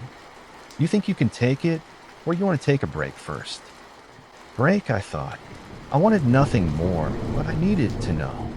I needed everything to start making sense. So I shook my head. Yeah, no, just lay it on me, I managed to say. Don't know where I got the bravado, but I think I sounded convincing enough. The old cop looked pleased, at least. Alrighty, then. First things first. The name's CJ Son. He held out his hand for me to shake. It's very nice to meet you. You got the charges against me dropped, I said. Goatee here said so earlier. I looked over at him. I don't think he liked his new nickname, but CJ cut him off before he could say anything. Yeah, it was easy, he said with a little wink. Especially since no one was hurt. The department was ready to close the case on day one, actually slap you with a fine for messing with emergency systems and be done with it. But I didn't think it was right to make you pay for anything. I mean, you were innocent. Besides, we needed more time. We had to keep the case open until we knew what we were dealing with. I repeated. CJ chuckled. Sure, the shit we face, son. It's not the kind of shit you can face alone. What shit, I wanted to ask, but the old cop held up a hand to stop me. That's a story for another time, he said. Let's focus on the witch in the wardrobe first. For the first time in what felt like decades, I managed to crack a small smile. Not just in the wardrobe, I replied. Well, that is correct. Everywhere there's a gap. In fact, we don't have the conditions down to an exact science, but we do know a few, CJ confirmed. He held up his hand and started ticking off his fingers. We know lighting doesn't matter to her. Neither does the time of day. She's not bothered by the sun, and she sure as shit doesn't need to wait till night. I remember the elevator at work, our living room. Heck, this very police station. Bloodshot eyes staring at me from impossibly small spaces at random times of the day, and that mocking yellow grin, CJ continued. We've seen her pop up in gaps as thin as my finger, but any space wider than a hand span doesn't count. I guess the little lady's shy. Oh wait, so you don't need to close the gap for her to disappear, I realized. You just have to make it not the gap. Yep, CJ began. Swing a door wider, pull curtains further apart, or slam shut. Whatever you gotta do to get rid of her. For a dweller of her status, she's actually pretty limited. Dweller, I repeated. I was so out of my depth. What we call the creatures like her, CJ continued. Because they dwell in them. Yeah, never mind. He waved his hand like he was waving the conversation away. Another story for another time. Have you ever seen her full face? I bloated out. Look, at this point, I knew, all right. I knew they knew. We were discussing the thing that had been following me, driving me crazy for the past week, like it was something normal.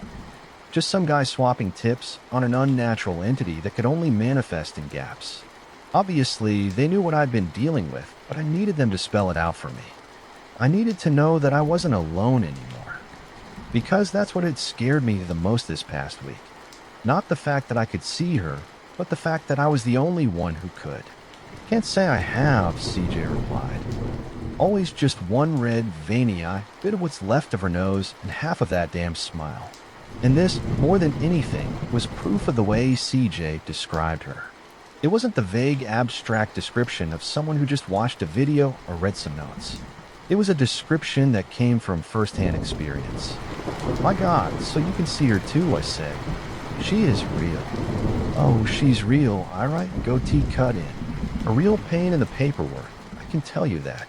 Once we realized you were serious about seeing someone on the tracks, we had an idea of what we were dealing with.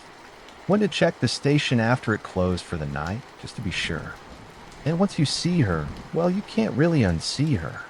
She's latched onto you, though, so you're the only one she'll haunt outside the subway. Goatee said, wait, so what you're saying is I trailed off. Not really sure how to put it, but CJ got it. You want proof you're not crazy, don't you? There you go. Certified officers of the law telling you you're not crazy. Very unlucky, yes, but crazy. He shook his head. No more than him or I. The validation washed over me, as sudden and refreshing as a bucket of cold water on a hot day. I slumped down in my chair and exhaled. I had a million things I wanted to say, but I settled for a soft okay. You should have seen your face, Goatee began. When I told you we didn't find a body, CJ chuckled good naturally and added, proudly looked like he'd seen a ghost. You knew I accused him this whole time.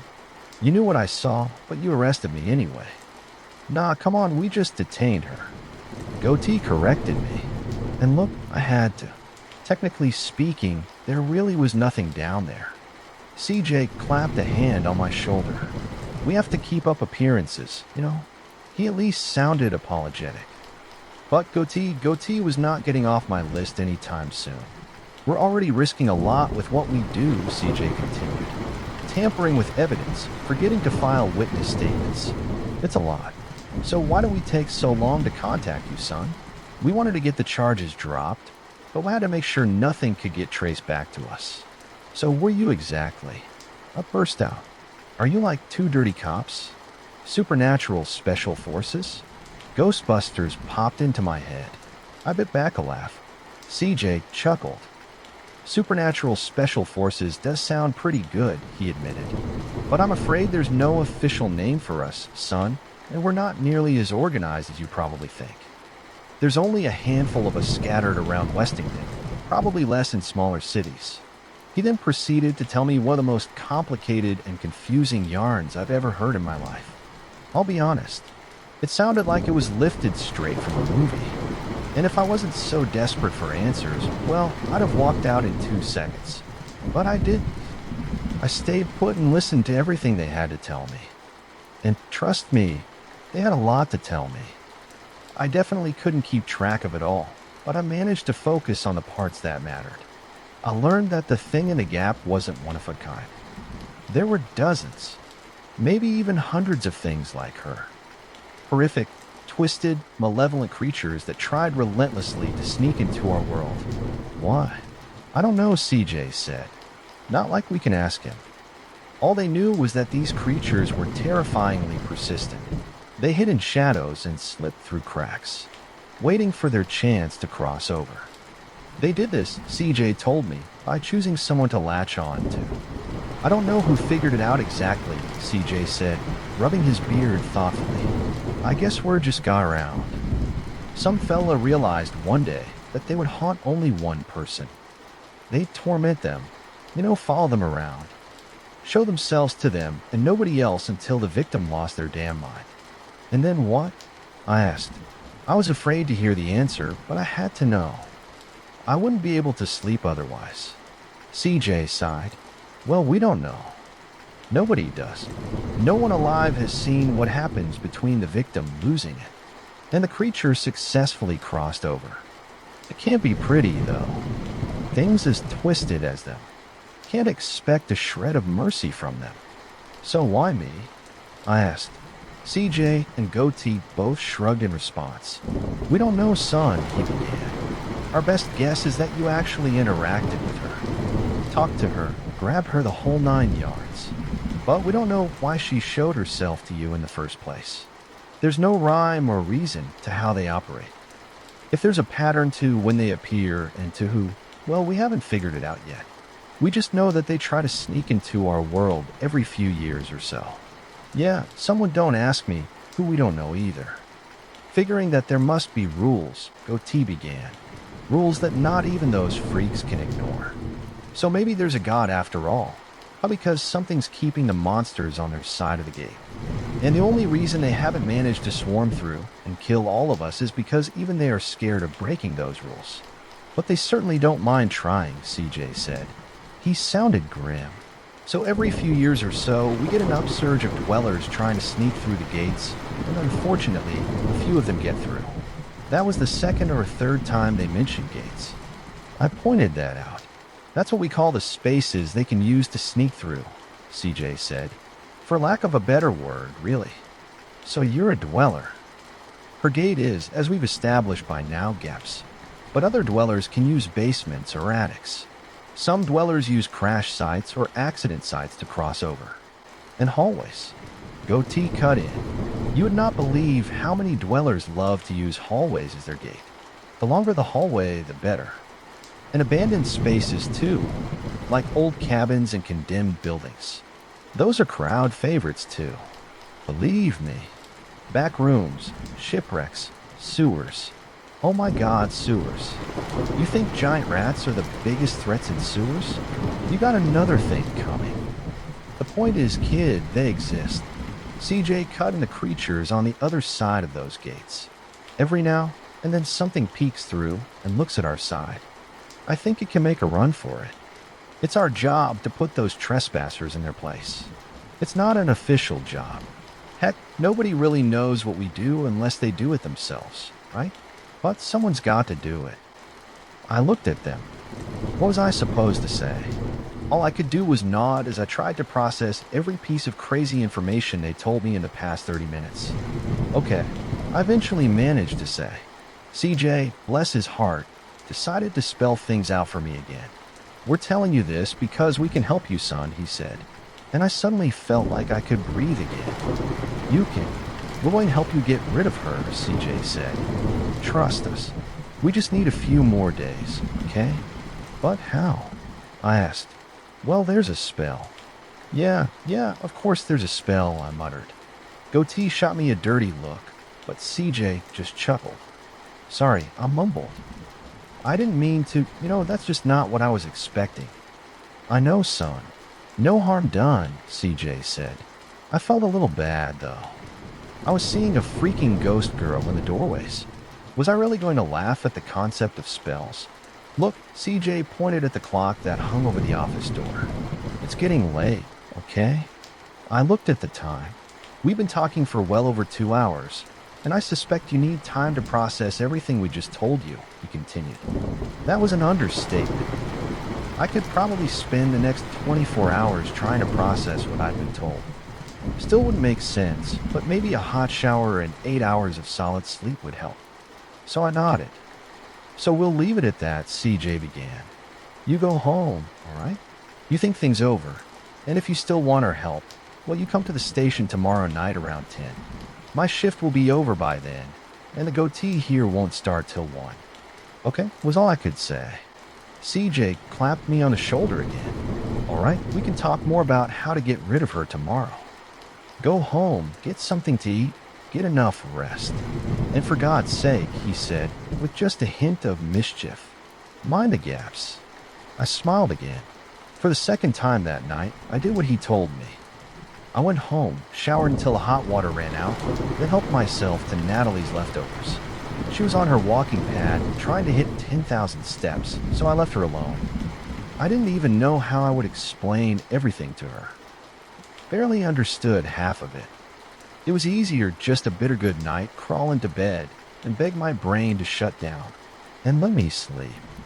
I must have been more tired than I thought, because I dropped off to sleep almost as soon as my head hit the pillow. When I woke up the next day, I spent a few hours staring at the ceiling, letting my thoughts flow unhindered. Good thing it was Saturday. Nat seemed a little worried about me, but not enough to call off her once-a-week date with her friends. I waved her off with a smile. Then I spent the rest of the day on my laptop, researching. I read unsolved cases involving plane crashes, sewers, and abandoned buildings. I tried running searches on terms like gates and dwellers, but got really generic and perfectly normal results. So I started running Google searches for CJ and Goatee. I discovered CJ had been a cop for nearly 3 decades before transferring to Westinghouse.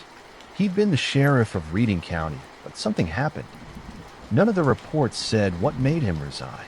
He moved to Westinghouse and was offered the position of deputy chief for Westington South End Police Force, but he declined and chose to stay as a beat cop. I also discovered Goatee's full name, but I was going to keep calling him Goatee. At 8 o'clock, I stopped researching. At 9 o'clock, I headed out of my apartment. I kept my head down, refusing to look at doorways and alleyways at the subway. I kept my head up, refusing to look at the Gap. I took the train a couple stations over, getting off at the platform closest to Westinghouse South End Police Station. By the time I walked through the doors, it was 5 minutes to 10. CJ was at the front desk with a bunch of other cops, a styrofoam cup in one hand, and a bunch of folders in the other. One of the other cops noticed me standing in the station lobby like an idiot. "Can we help you, sir?" he called. CJ turned to look at me, and his face lit up with recognition. "Jason," he said, looking mighty pleased. "Are you here to go over your case file again?" I had no idea if that was the right code.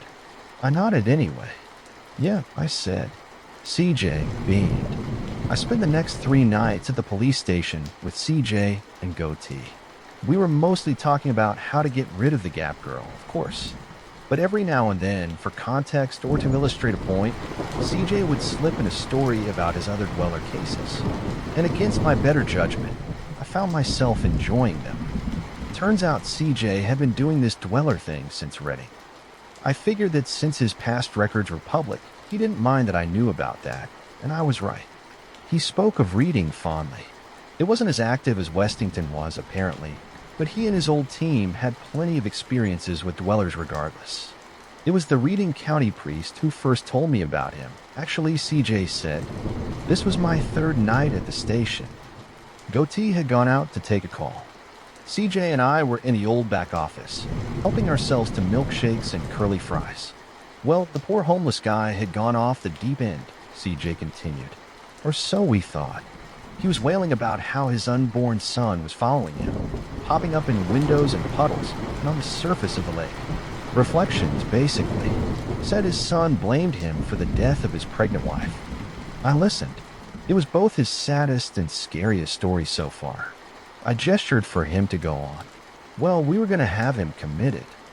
Seemed like the kindest thing to do, but the priest stopped me, asked if he could take a look at the case. Must have seen something. You do this job long enough, son. You start to recognize signs of Dwellers. So he saw something, and he told me he'd take care of it. Brave man, I murmured. CJ nodded. One of the bravest I've known, and I've known a lot, he continued. Must be about 90 now, last I heard. He's still handling Reading's gateways, training his apprentice to take over, probably. Is Goatee yours? I asked. You know, you're your apprentice. I mean Goatee. CJ laughed. Nah, he's an okay kid, but he is very stubborn. Goatee's a fine partner, but he would make a lousy apprentice. Anyway, I'd be damned before I let the county priest handle the case alone, CJ continued. I was the sheriff. After all, I swore to serve and protect. Couldn't stand by and let someone risk their life alone. So this was your first banish, Sean. I guessed. I'd learned most of their terminology by now. Yes, CJ confirmed. I opened my eyes, that priesthood. Made me realize the world's a lot bigger and a lot more dangerous than I thought. It made me realize that I missed a lot too. I failed a lot of people because I wasn't aware of the gates. Well, you didn't know, I pointed out. I didn't like that he seemed to be blaming himself. You can only know when someone shows you a gate or a Dweller latches onto you, right? I said. CJ shrugged, looking wistful. Doesn't matter. I could have done more, though. The world's bigger than I thought, son. Could have helped a lot more people if I'd realized that sooner. I opened my mouth to argue, but Goatee came in. Hey there, fellas. So Miller still has copper shavings and Everlife plants left over from the Hillsborough. Vanishing, he said, pushing his way into the office. He was holding a box that looked suspiciously damp. I'll send them over in a bit. Once we add that, we can do Jason's banishing tomorrow or, day after. You just need to figure out a time, he said. So soon? I asked. Goatee nodded and set the box down on the table. Man, it smelled too. I moved my fries away from it. How about it, old man? Goatee asked CJ, hands on his hips, and what he probably thought was an all-business pose. It made him look 12 years old and again ridiculous. We can do the night after, CJ said thoughtfully. It'll be a full moon by then. End of a cycle.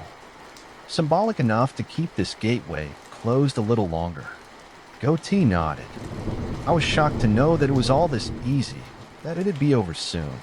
In a few days, I no longer needed to make sure all doors and windows in my apartment were closed tight.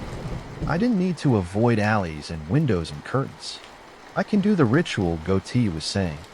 You know, since you just did the one for Santos, give yourself a chance to heal up. No, CJ began. I can handle it. Besides, I've banished her before. It'll be easier the third time. I glanced between the two of them, trying to follow the conversation. Goatee didn't look happy. Exactly, Goatee said, looking equal parts confused and annoyed. You've cut your soul up enough times this year, okay? You can't risk it. Cut your soul up. I repeated before I could stop myself. What kind of expression is that? Goatee turned to glare at me. What are you? It's not an expression. I mean, he literally. It's part of the banishing spell, son, CJ cut in. He also didn't look happy, and I had a sinking suspicion it was because he didn't want to explain this part to me. In fact, it's what the spell does. You do it, right? You cut off a piece of your soul and you give it to the gates, he said. CJ noticed my horrified expression. He reached out and laid a gentle hand on my shoulder. It's okay. That strengthens them enough that they recognize there's an intruder, he continued. Then they reinforce themselves to stop the intruder from passing through. It's a defensive spell, and one of the most effective ones we can use. And it's one of the few that's worked so far. A spell that allowed you to willingly give away your soul, I thought. I didn't get it.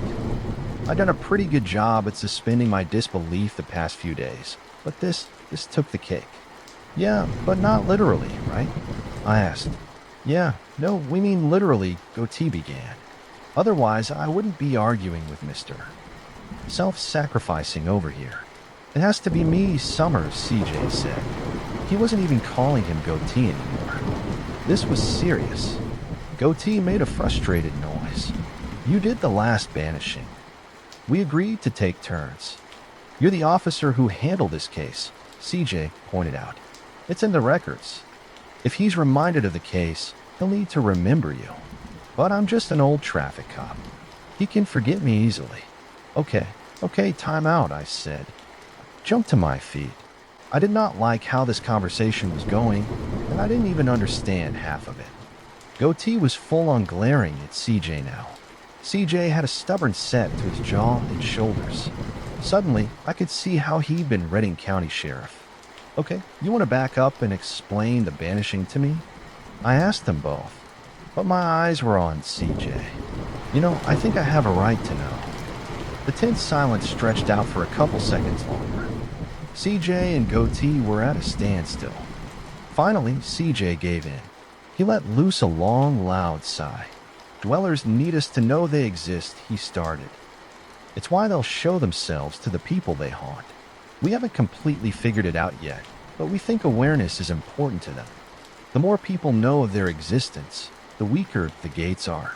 I don't know why it works that way. It just does.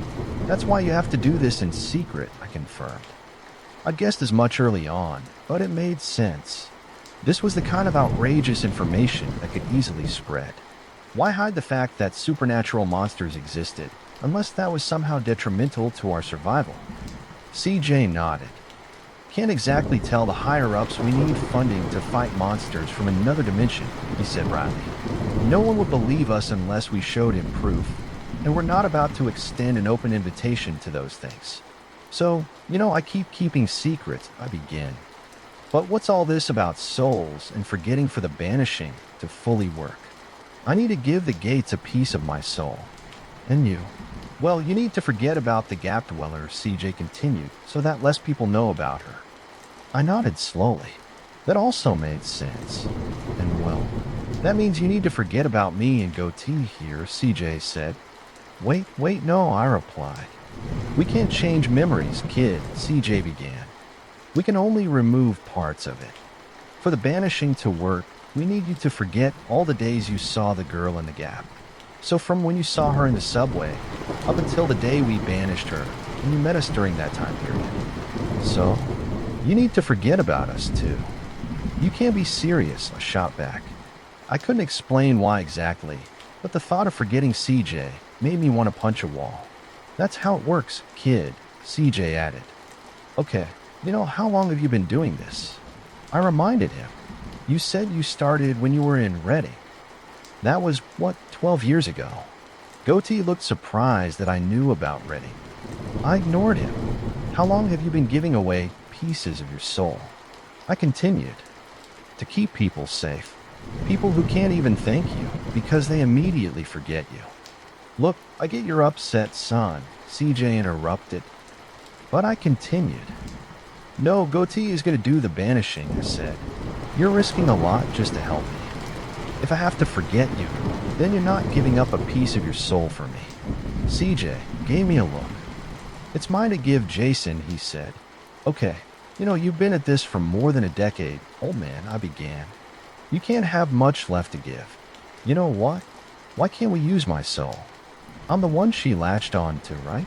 CJ placed both his hands on my shoulders. His grip was tight. It doesn't work that way, Jason, and you don't go making decisions for me.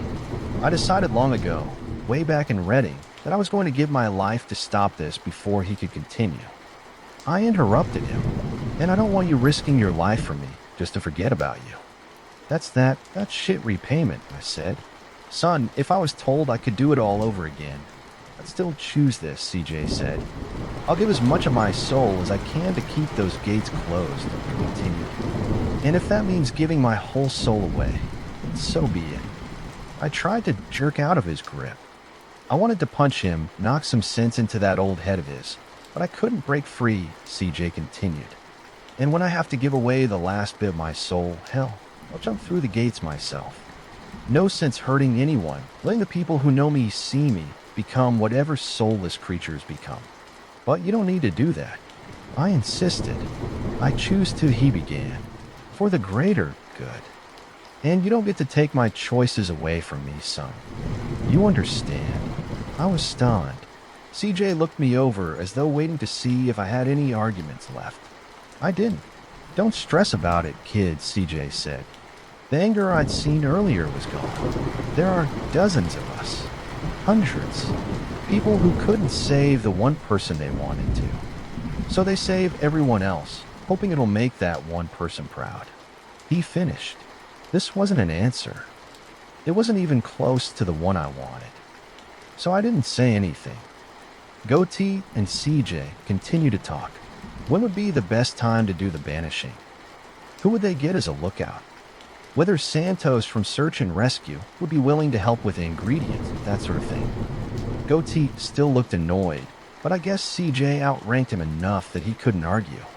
I turned him out. When we were done, CJ and Goatee walked me out of the station.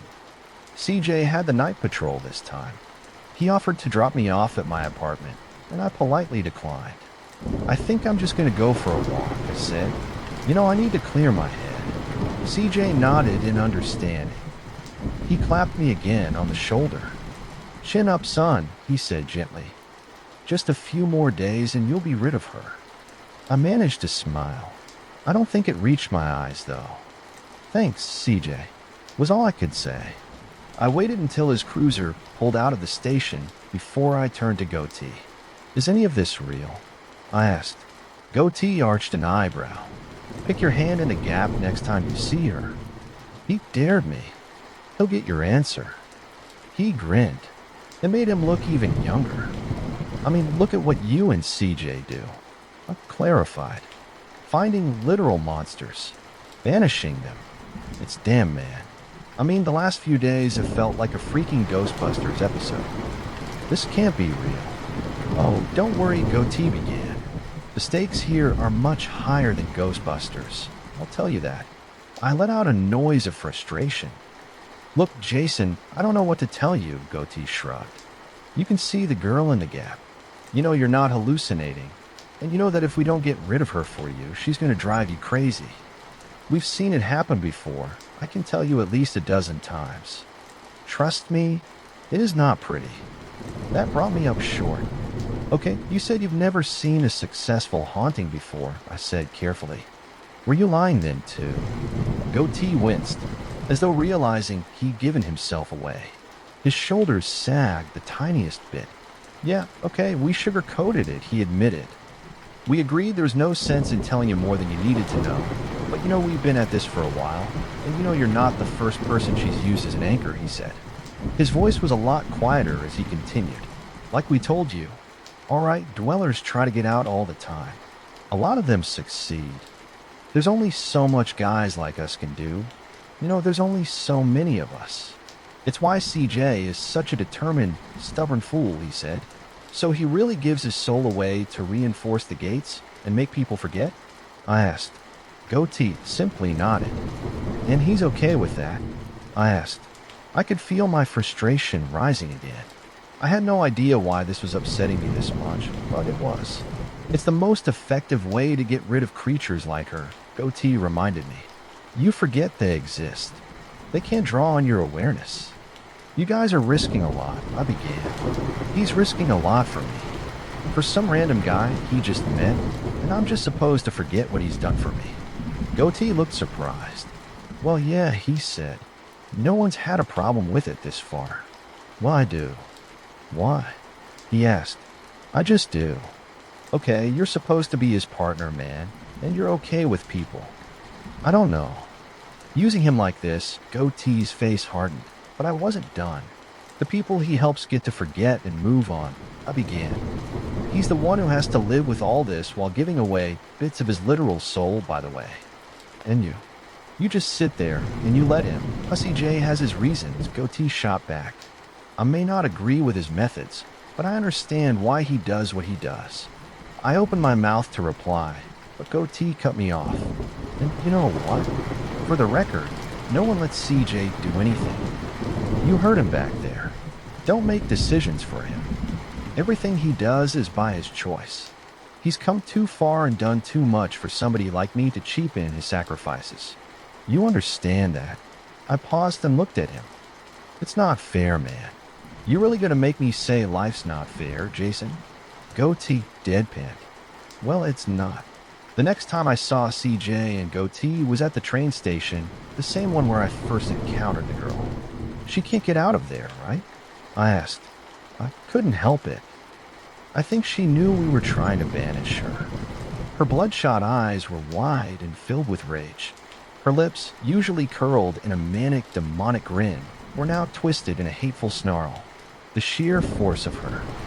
It felt physical, heavy, almost palpable as she glared at us from the darkness of the ticketing booth. CJ and Goatee had decided that a doorway gap would be the best place to banish her. Something about symbolically closing the door to strengthen the gates more. So they chose to set up the ritual around the ticketing booth. It was a small, contained area on the same platform that she haunted, and it had a door that we could open to make a gap where she could manifest and manifest. CJ spoke from somewhere behind me. I wouldn't let her, he said calmly, dusting some sort of powder off his hands. Goatee was somewhere to my right, rifle in one hand and a bag of something that smelled suspiciously like dead fish in the other. There were a couple of other people with us too, guys like CJ and Goatee. They introduced me to Miller, who was apparently the go-to guy for spell components, and Ian, a seasoned gatekeeper who had a killer aim when it came to containing dwellers, or so CJ told me. Don't faint on us, Jason, Goatee called. We need you conscious for the whole ritual.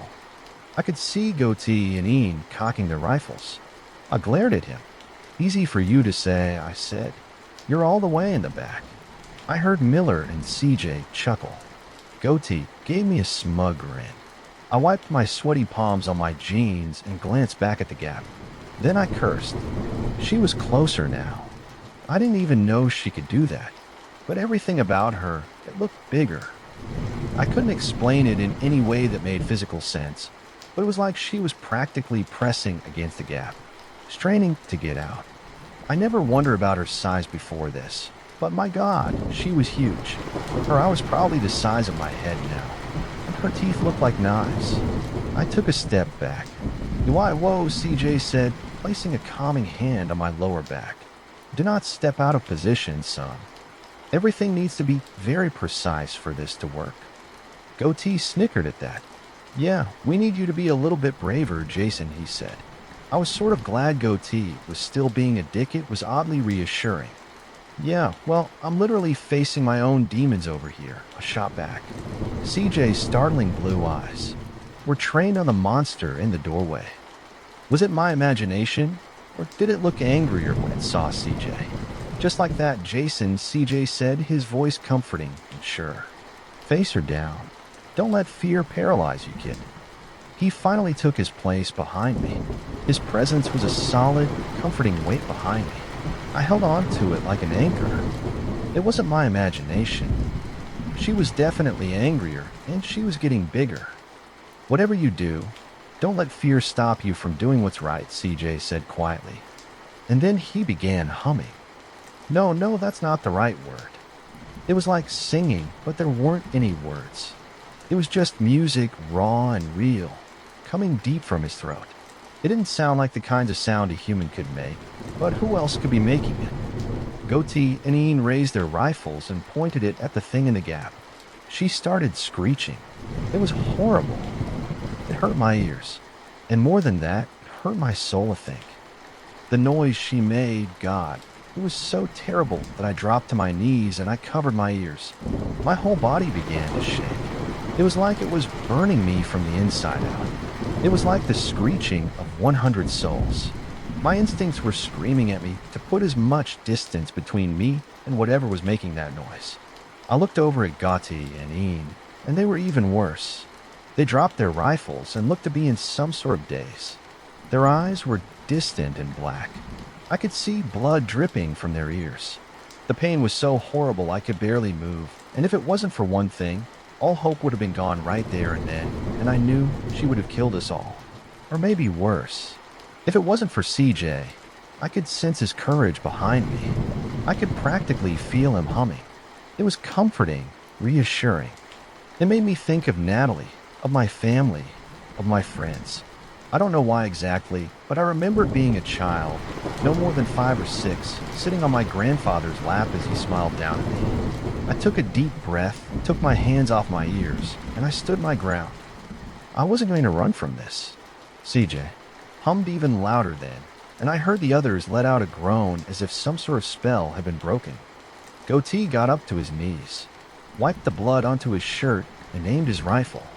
Ian did the same. They fired their rifles in unison. The loud crack from both sides nearly deafened me. The screeching stopped abruptly. The thing was staring at all of us now, its eyes fully red and bulging from the gap.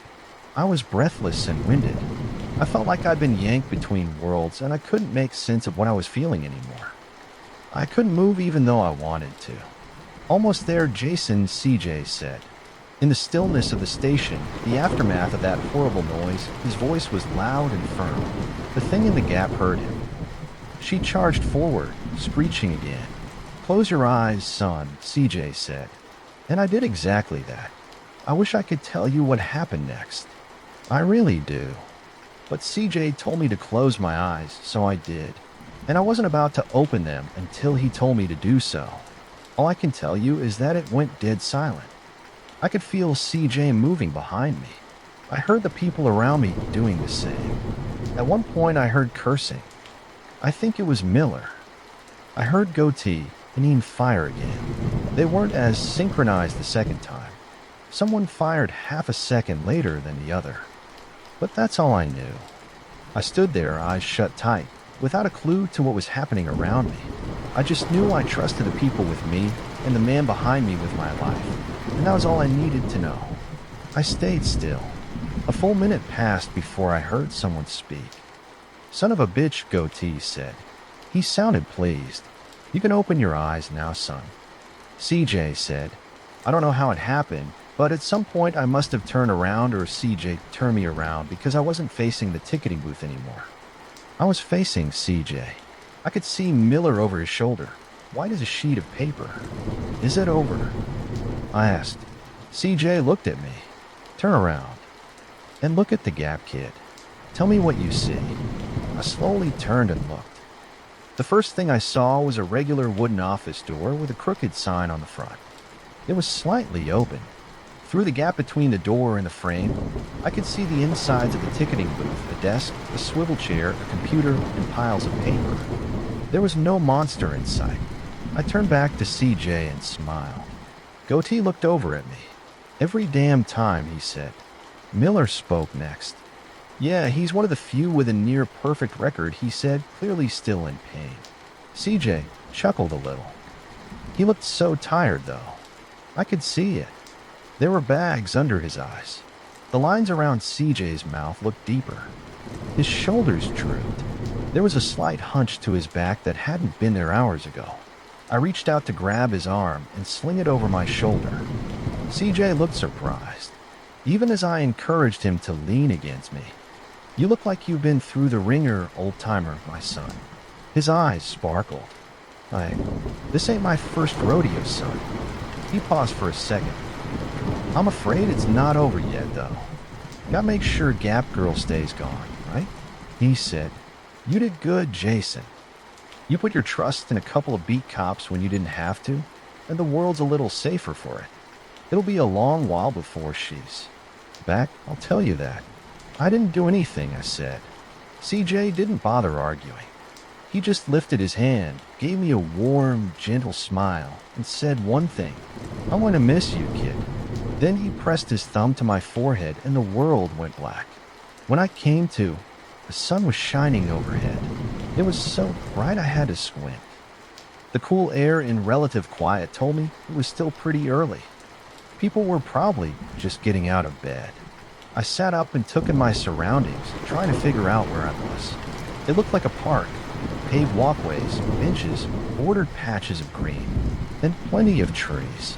A dull light shot through me as I tried to move my legs. I had to bite back a groan. My whole body felt battered and bruised.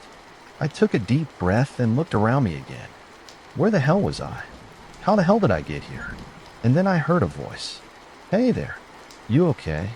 I looked up. Two cops stood a few feet away from me. One was an older officer with these bright blue eyes. He looked concerned. The much younger cop next to him looked bored. You know, he had the stupid goatee that did nothing to detract from his baby face. I managed to swing my legs off the bench and onto the ground, but that took a lot of effort. I tried not to groan in pain again, but I don't think I succeeded. "Whoa, easy there, son," the older officer said. They both walked closer. "Where am I?" I managed to croak out. God, my mouth was dry. "You are in a state park," the younger officer replied, "about a block from Redstone Station." Okay, I thought. I mean, that made a little sense. The station closest to my apartment. I mumbled as I tried to get up. The ache in my legs was going away, but the throbbing in my head was pretty persistent. I gotta go. My girlfriend's probably worried. "Was I out all night?" I asked. "Yeah, it looks like you had quite the night, didn't you?" The old cop said. He held his hand out to me. I took it. "My name is Officer Connor Rourke, son," he said, helping me to my feet.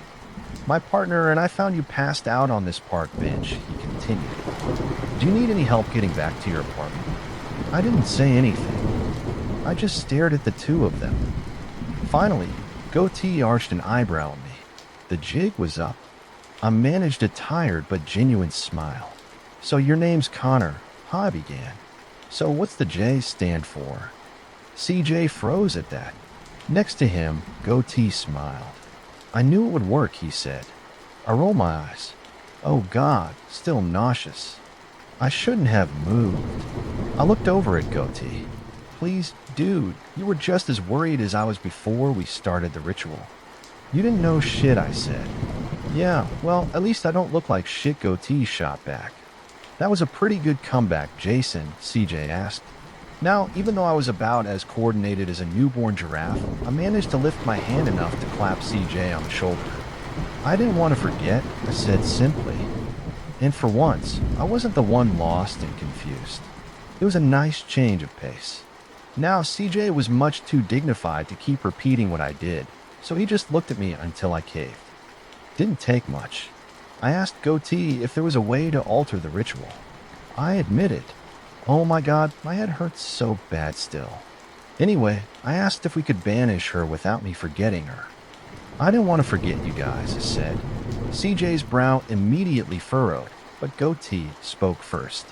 You know, I told him that was how some of us did it.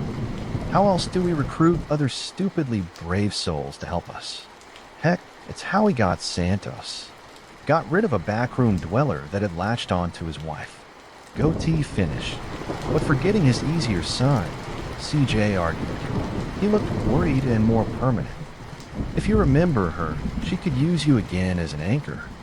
You're not 100% safe now. The thought had crossed my mind when I was discussing logistics with Goatee. It was a risk I was willing to take, though. Sure, that began, but I also know how to get rid of her. If she tries again, it'll take her a couple years, like you said, right? I'll just shove her back through the gates, feed in my own soul if I have to. CJ looked shocked. Rightfully so. How long have you been doing this, CJ? I began. Years, right? You've been doing this for years. My soul's in a much better state than yours, right? So how about you let me make the sacrifice plate every now and then, old man? Why don't we give your soul a little break? This is serious, Jason, CJ said. But he didn't look upset anymore. Didn't look too concerned, even. He looked sort of touched. She's not the only dweller out there, he continued. You'll be like us now, a magnet. They're drawn to people like us because they know we know. You're vulnerable. All right, don't worry about it, I said. I squeezed his shoulder reassuringly and told him one thing. I want to mind the gap next time. A few months after the banishment, I met Annie. Nat and I were at the hospital for our annual checkup. Natalie, the health nut insists on a full workup every time, and she always needs to have an intense discussion with the attending physician after we get our results. So I sat in the ground floor waiting room, waiting for Nat to finish pestering poor DR. Martinez when I noticed the little girl nearby. Tears were coming down the girl's chubby little cheeks as a nurse talked to her. That was Annie, a sweet 7-year-old girl with braided pigtails and missing front tooth. She carried around a ratty stuffed bunny with big button eyes and lopsided ears. No, I have to wait for Daddy, she was saying. If I go up alone, the man in the hallway's gonna get me. That's just the doctor, Annie the nurse replied, her voice sweet and gentle. Come on, your mom knows you're here already. I'm sure she'd love for you to visit. Annie shook her head. It's not the doctor, she insisted. I know the doctor. I mean the man. The man in front of Mommy's door. The one with no skin and no eyes. I stared at her. So did the nurse. Okay? The nurse said.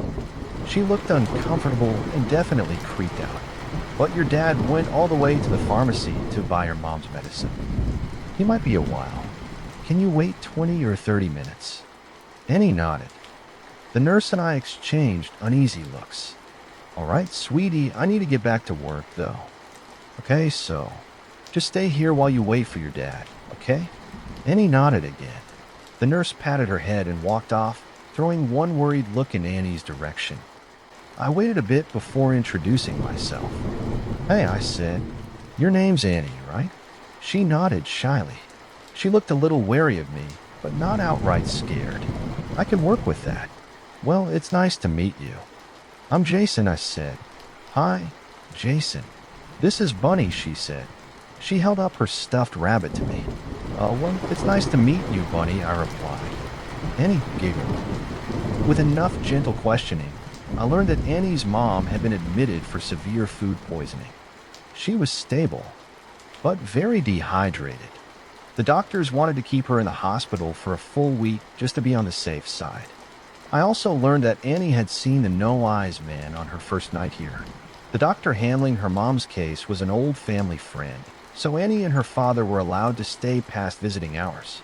Annie had spent the whole first day with her mom, reading books and watching some TV. Her father arrived a little after midnight to bring her home. The man with no eyes wasn't there when we went into the room, Annie said, but he was there when we left. Apparently, she'd taken one look at him and started screaming. It took a whole group of doctors and nurses to calm her down, but that didn't make the no-eyes man go away. Every time Annie came to visit her mom, she told me tearfully.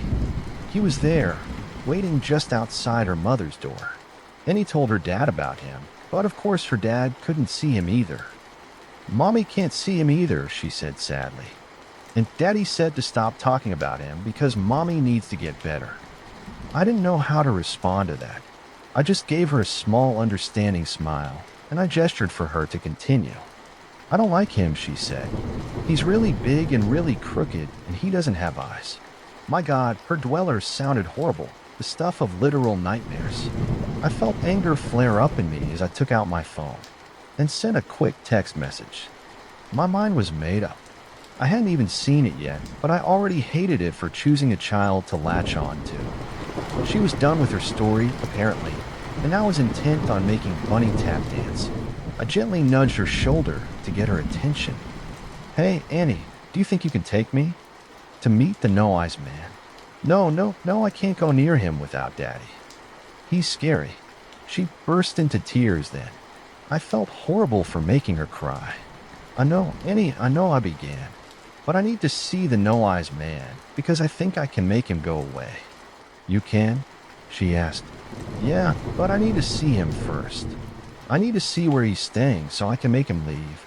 I'm so sorry to make you do this, sweetie, but I need you to be brave and show me. Do you think you can do that? She thought about it for a minute as my phone chimed with a new message. Okay, Annie sniffled. She wiped her face on the hem of her skirt, getting tears and snot all over it. Then she got to her feet and turned to me. Okay, I'll show you. I smiled and stood up as well, following your lead. Thanks, Annie. You're so brave for doing this. I'm proud of you. I'm in it, too.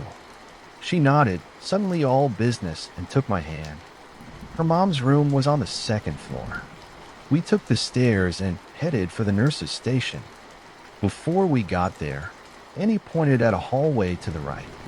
We have to go here. Mommy's in room 217. I think he lives in the hallway, she said.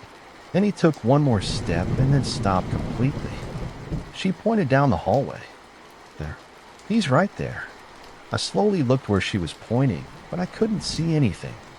No shadows, no stains, no creepy flickering lights.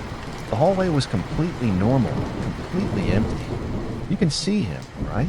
She asked me in a tearful, wobbly voice. I squeezed her little hand in mine and stared again as hard as I could at the spot she'd pointed out. I can't, Annie, I said softly. I knelt down and pulled her closer. She whimpered and squeezed her toy bunny harder. I'm sorry, honey. I can't see what you see, but I know someone who can. I work as an archivist for a historical society in a rather large city in the U.S., so I get to handle a lot of interesting things and a lot of not so interesting things. There are a lot of items that have been donated or bought, but the backlog is extensive and some items have been sitting for decades, untouched and unexamined. I found this particular document hidden in a false bottom of an early colonial chest. The donor is unknown, and I couldn't find any documentation on when this was obtained by the society. This isn't unusual, though. Also hidden with the parchment was a broken piece of antler, some herbs and flowers in small apothecary jars, stick bundles, and small iron squares wrapped tightly in remarkably preserved leather with strange symbols carved in them. It speaks of old gods, ancient ones. Ever since I opened the chest, I've had a slight headache, so I'll just post this here and see what you all think. Hymn of the Woods. Date illegible. Mama says we are the secret keepers for Hymn of the Woods, and no other family in our village has that honor, nor will they ever. I asked her when she initiated me. Why? Why just us? We've only lived here since Papa was just a little boy, and Grandfather took his family from Boston to settle in the untamed Inwoods. Him is ours, just Mama and mine. I know it is not proper grammar, but Prudence Howard, that busybody, isn't here to chastise me like she does during our lessons. So I'll write how I please, though I do it poorly. I haven't the mind for it, Papa says. But I digress. Him has lived here since forever, and us only a little bit, so it has not been our secret for long. Someone must have come before us, but we do not know who, and he will not say. Mama says it is us now because she doesn't just hold God's word in her heart, but the words of the old nameless gods before God, her mother and grandmother, and so forth. They're gods. And now I have the words in my heart too. It was likely the tribe of natives that lived here before the settlers before us drove them out. Sometimes I wish they'd return and take over some of his biddings of him, so I don't have to rise so early in the morning. Well, I think what Mama and I must do is blasphemy against God, just as the preachers say. But Mama knows just about everything and says it isn't so. The preachers are just confused on that matter, since they've never known the old gods. So says Mama, and she's almost always right. Almost. And anyways, I've seen him with my own eyes and haven't seen our Lord God yet. Even though Papa says God is in all things, including slimy toads and the big fat spiders that weave their webs in the rafters of the barn, I don't think even God loves spiders. Or why do they hide away, so as not to shy away from his watchful eye? They are devils and demons is why, and that's all I have to say on the matter. I do not think God minds the old gods anyway, or Mama would have been struck down deaf or dumb, or both long ago. Or her mother before that. Or if he does, the old gods are more powerful, and God is afraid. And now I wish I did not put that to paper. I do not know either way. I'm only 11 years old and not privy to the mystical wonders of any of the gods. All I know is our harvest is plentiful. Our goats produce sweet milk most of the time, and my brother and sister are healthy as anything. We have no curses or blasphemy. If we are committing some sin, God is blind to it. Papa doesn't know about him in the woods, and I bet he would switch both Mama and I probably within an inch of our lives if he did know. But we are very good, and it doesn't take up much time, and he doesn't allow for our discovery anyways, or we'd all perish. So I suppose we are all damned or cursed, and it is not specific to Mama nor me, or is it nor I? I digress. We aren't witches, if that's what you're thinking. So get that out of your head, because it isn't so. At least I don't think we are. And Mama just laughs when I ask and says that witches probably get a more advantageous deal in the end. We have signed no book, nor exchanged our souls or left newborn babies as sacrifices to dance naked with Satan or his messengers. Though we do sometimes dance in the woods, but only to our own voices, and certainly never naked. And he's not there, and he doesn't like us to linger long. After we see him sometimes, the air still lingers with a sort of nervous energy, and so we dance and skip until the feeling disappears and we are back to our old selves.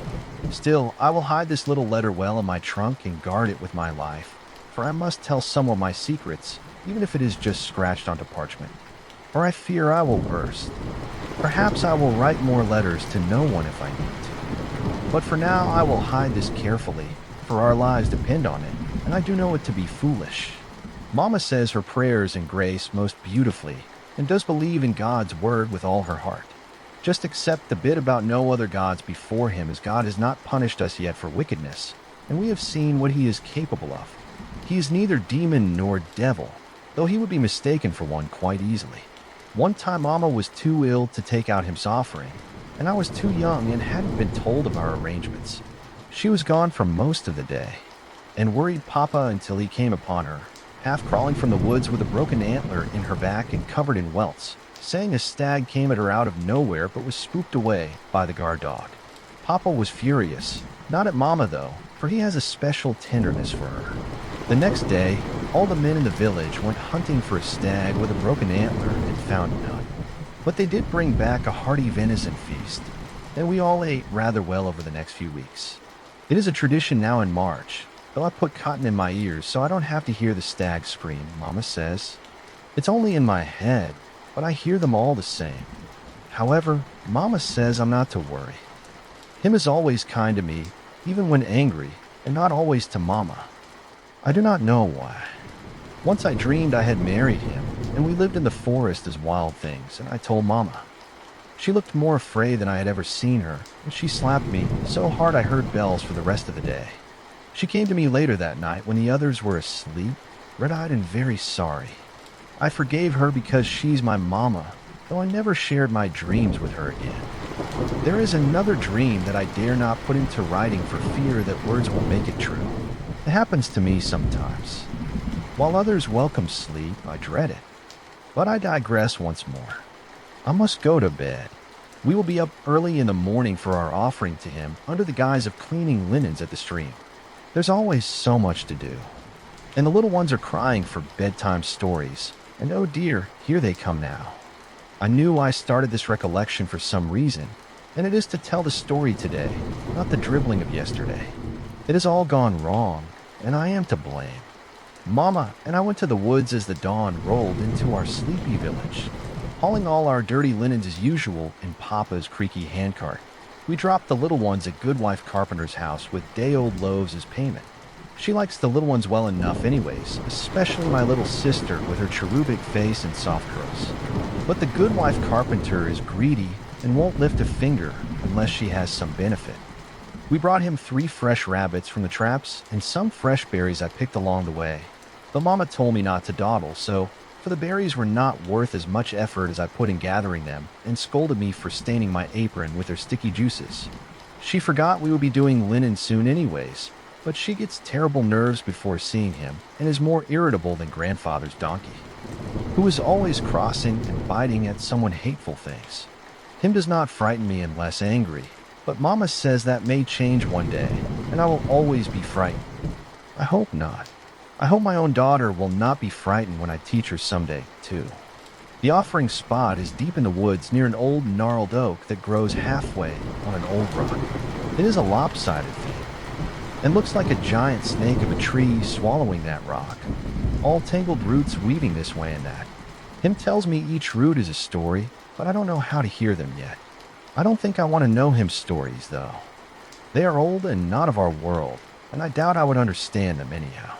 We left the unskinned rabbits and berries on the stone slab. It is very old and smooth from use, carved into the base of the rock with ancient tools. Once the offering was in place, Mama took out her penknife, rolled up her sleeves, and made a small cut near her elbow where it would be discreet. It is a different spot every time, otherwise it would look odd and Papa would be suspicious. He thinks Mama and I are thumbs for all the barbs and nettles we get scratched on, or so he thinks. I did the same as Mama, and the knife didn't hurt, but the cut did sting afterwards. We left our bloody drip together on the offerings. Only a few drops are needed to mark it for him. It does seem witchy now that I put it to paper, but it is more of a marking as a dog marks trees or the like, as Mama says, and not an oath or binding as one does with the devil. I don't know if it has to be blood that we leave, but the alternatives are far more indecent. It must be blood, I think, but I will reflect on this further and ask Mama if she is in good enough spirits one day. After we left the offerings, we stood back a few steps and waited. It doesn't take long for him to appear. The roots of the gnarled oak tree began to tremble. Then near the base of the tree, they untangled, as if unfastening some horrid, fleshy corset until the tree unfurls to show the blackish-red mass that resides within. From that ooze of red flesh, him of the woods emerges, antlers first, to assess his offerings. The appearance of him is difficult to describe, but I will endeavor to try. He has the antlers and face of a stag, though his snout is more wolfish than cervine, with the torso and arms of a man, though covered in thick dark fur. He stands upright, towering over Mama and I easily, and taller than any man I've seen, balanced on his hind legs that end in padded paws, not hooves, though he has no tail that I've seen. I never cease to wonder how he fits in the tree. Or perhaps the tree is some sort of doorway for him from his own ancient place. It sounds like an awkward creature, but he moves so fluidly, like the gentle brook near our village. Around his hips is an odd bit of leather like the natives, presumably to cover unmentionables, but its purpose I've not discovered, with a pouch on one side and a long slender knife secured to the other. I have never seen him use it and wonder if it serves more of a ceremonial purpose than practical. But Mama says I wonder about odd things, and I have no argument with that. When he appeared, Mama prostrated herself before him on the damp earth, and I flung myself next to her in haste. When he speaks of the woods speaks, it is not through his mouth as you and I do, but inside one's head.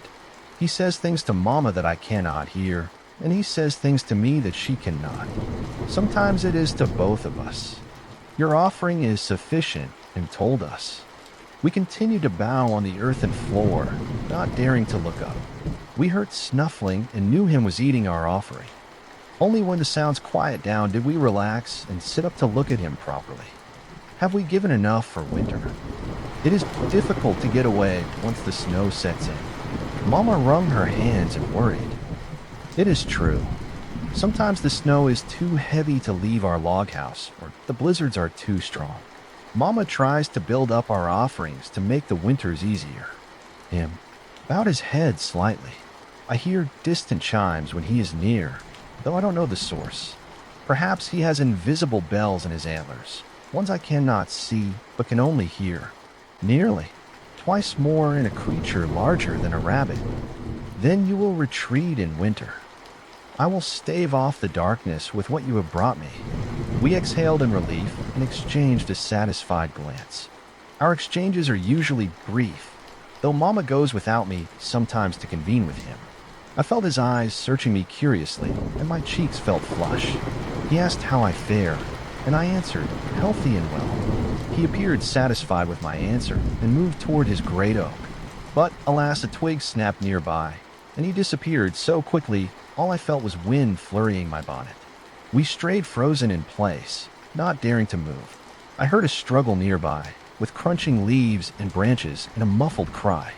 I eyed Mama and prayed it was not the little ones or father who came to look for us. They will die if they do. When he returned, he clutched a struggling child with bulging, scared eyes. Mama exhaled in relief. It was not my mischievous brother, nor my sister. But, alas, it was Prudence Howard, the nosy busybody. Had I condemned her by writing her name yesterday at nightfall? My dreams, my thoughts, what I write. Sometimes I feel I conjure things or make them happen by giving them names. She is a curious thing, always wandering off where she shouldn't go. But we were deep in the woods where she shouldn't be. Where's her mother? Is this yours? Mama shook her head. Prudence met my eye, confused and scared. Her eyes burned with something else, too. Anger, I think. Recognition, perhaps, as well. She once called me a witch when I refused to share a maple sweet with her several years back, and I slapped her in return. I suppose she thought in those moments that perhaps she was right after all, even if accidentally so. Something drips from her foot, and I worry it is blood, but she had wet herself in fear. Him of the Woods tightened his grip on her neck until it snapped with an awful crunch, and she dropped lifeless to the ground. Her body sounded like a sack of flour hitting the ground, a gentle thud to the soft earth. Her eyes were frozen wide in terror, even in death, and a little blood trickles from her nose. I held back tears, and he spoke to me, to only me. Do not be afraid. She would be your ruin. You would die from the words she tells your others. This I saw in her heart. I know it. I suppose he can see all. Do we put our blood on her? I asked Mama. She looked up at him with fear in her eyes, and after a moment she shook her head. He does not consume our kind, she said. I thought it a pity, as it would save us another trip later on, but then felt guilty when I saw Prudence's scared, dead eyes staring back at me. She was my age, though a great deal smaller. As she was a sickly child. She is sickly no more, I suppose. Him from the Woods reached into his satchel and handed me a bundle of small twigs wrapped in dried squirrel gut. At least I think it was a squirrel. I thanked him, though I didn't want it, nor understood what it was. A talisman, Mama tells me later, that will bring me extra protection and no ill dreams for a little while. Him watched us a moment longer, and I am unsure if he spoke to Mama, but she said nothing. He turned and disappeared back into the oak tree, the roots closing after him like 1,000 spider legs. I shuddered. Prudence is still there, dead. And after a moment I turned my head and retched over and over until my belly ached. Mama tried to soothe me, but I didn't hear her words, nor did I want to. She was just as afraid, I think, and I didn't want her to think I won't be able to take over for her when she is too old or too sick. We took Prudence to the huge climbing rock near where the waterfall starts our village stream. It was still too early for children to be playing there. They were still sleeping, finishing morning chores. Then we kept a careful watch for anyone else, but we saw no one. Perhaps my talisman was at work. After we finished our horrible task, we swept into the woods again to begin our farce. It will look like a terrible accident, and Prudence was known for wandering where she shouldn't be, a high ledge in this case, to make the broken neck believable. Mama procured our linens from our hiding spot and placed them into our handcart. We emerged from the woods after checking our other traps back near the village, and had a decent haul of a few rabbits, one pheasant, and one half basket of berries. I skinned and dressed our boon while Mama beat the linen in the frigid water. Her eyes were half mad and her cheeks red as she swung at the linen, and I wondered what she was thinking of. Likely, I do not wish to know. She continued her abuse of our bed sheets when cries of alarm were raised, sobbing and screams in the distance. The body was found, broken and bruised from our terrible deed. Mama continued beating the linen, deaf the world, until I shouted at her to stop. We must go help the others, or it will look strange, I told her. She looked at me. With hollow eyes, I wonder if my eyes will look the same when I am her age. I wonder if I will look much older than my true age from the weight of our secret and the burden it brings. My daughter will share the same burden, and her daughter too. That is the way of him. It is not questioned. They would not call us witches if they knew our secret is not just him of the woods, but what he is protecting us from. That is the true burden, and it weighs heavy with the lives of hundreds, thousands even. Would they stone us and burn us as witches if they knew we were saving them? The cats keep us safe. Today, I don't have an artifact to share, but something about the archive itself, the cats who live here. The internet loves cats, so here I deliver. There are 4 of them, and no one knows where they came from. My boss is the head curator, Agatha Tremble. Pseudonym, but the spirit is still the same. She is a quirky and endearing woman in her 40s or 50s with a wild sense of fashion. For instance, today's theme is peacock, which includes a lot of real peacock feather jewelry and a matching pillbox hat. Seriously, Miss Tremble is about as mysterious as the archive. I know very little about her personal life, but I imagine that she lives in an old Victorian house filled with weird books, taxidermy animals, and at least a few ghosts that she probably has regular conversations with. But anyways, this is all to say that even Miss Tremble doesn't know where the cats come from. But her motto is don't ask. You probably don't want to know anyways.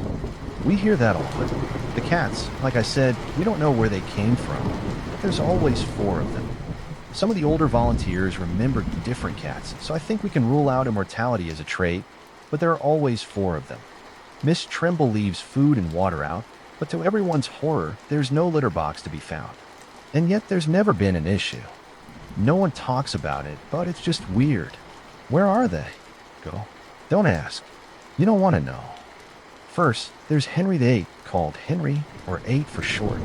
He's a big, fat ginger cat, thus so named after the English king, not for any divorced, beheaded, or dead wives, but simply because he's tubby and ginger and the reality that cats generally seem to have.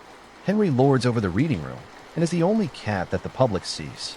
He loves being a pet, being fed, and generally just hangs around his basket or cozy-looking documents waiting for treats. He's a sweetie.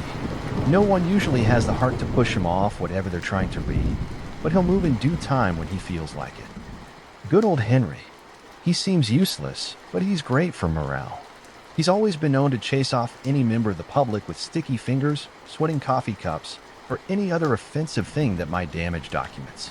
That's the only time you'll see him hustle or in a bad mood. Don't damage the goods, and Henry's your best friend. Shere Khan is our little champ. She's a sleek tortoise shell that can be found stalking the halls at night. She doesn't keep to one area like most of the cats do. We have the museum floor and the reading room, which are both accessible to the public, some small offices and staff areas, and then several levels of archives. Accessible only to staff or volunteers with a proper clearance, depending on the archive. She's the only one that's ever seen interacting with the other cats, and even then it's fairly cordial, almost businesslike. Cher is the little hunter. If you find a dead mouse or the dreaded moss lying in a doorway, it was her. She keeps the riffraff down. We rarely, if ever, have pest troubles. It's an old building, so she's a busy girl. She doesn't like to be touched for the most part, but she's been known to curl around your ankles for a rare pet. When I'm alone in the building, I know she's near, even if I can't see her. It's kind of nice. She has spotted some of our more unusual activities often before we do our canary when needed. There's the white one. No one can remember its name, but we all have a different name for it. No one remembers what color its eyes are, or whether it's a boy or girl, or even how big it is, or where it usually haunts, or where it guards, or lastly, there's Bast. Not everyone gets to see her, but since I have a high-level clearance into the lower levels, I've seen this shadow cat, Bast. Is the one that frightens me. She is big, larger than a normal house cat, but not as large as the panther she resembles a little too much. It's the ears and the amber eyes. You can see them even in the blackest dark. I'll be in the blue room, which houses the more rare or delicate unlisted objects, locating some secret thing for some high-up person, and Bast will be there. Two glittering green eyes in the dark, watching me from the sturdy upper shelves. There's artifacts and files up there that no one can access. Not that anyone wants to be Bast up there. The other odd thing is the blue room is always locked. She lives there behind a locked door. No food, no water that I can see anyway. She guards the red room, too. No one goes into the red room. I don't even know why it's called the red room, except the door is red. The blue room has beautiful blue wallpaper, the old kind you can't find in any hardware store with a blue door. So I guess we all assume the red room is red inside.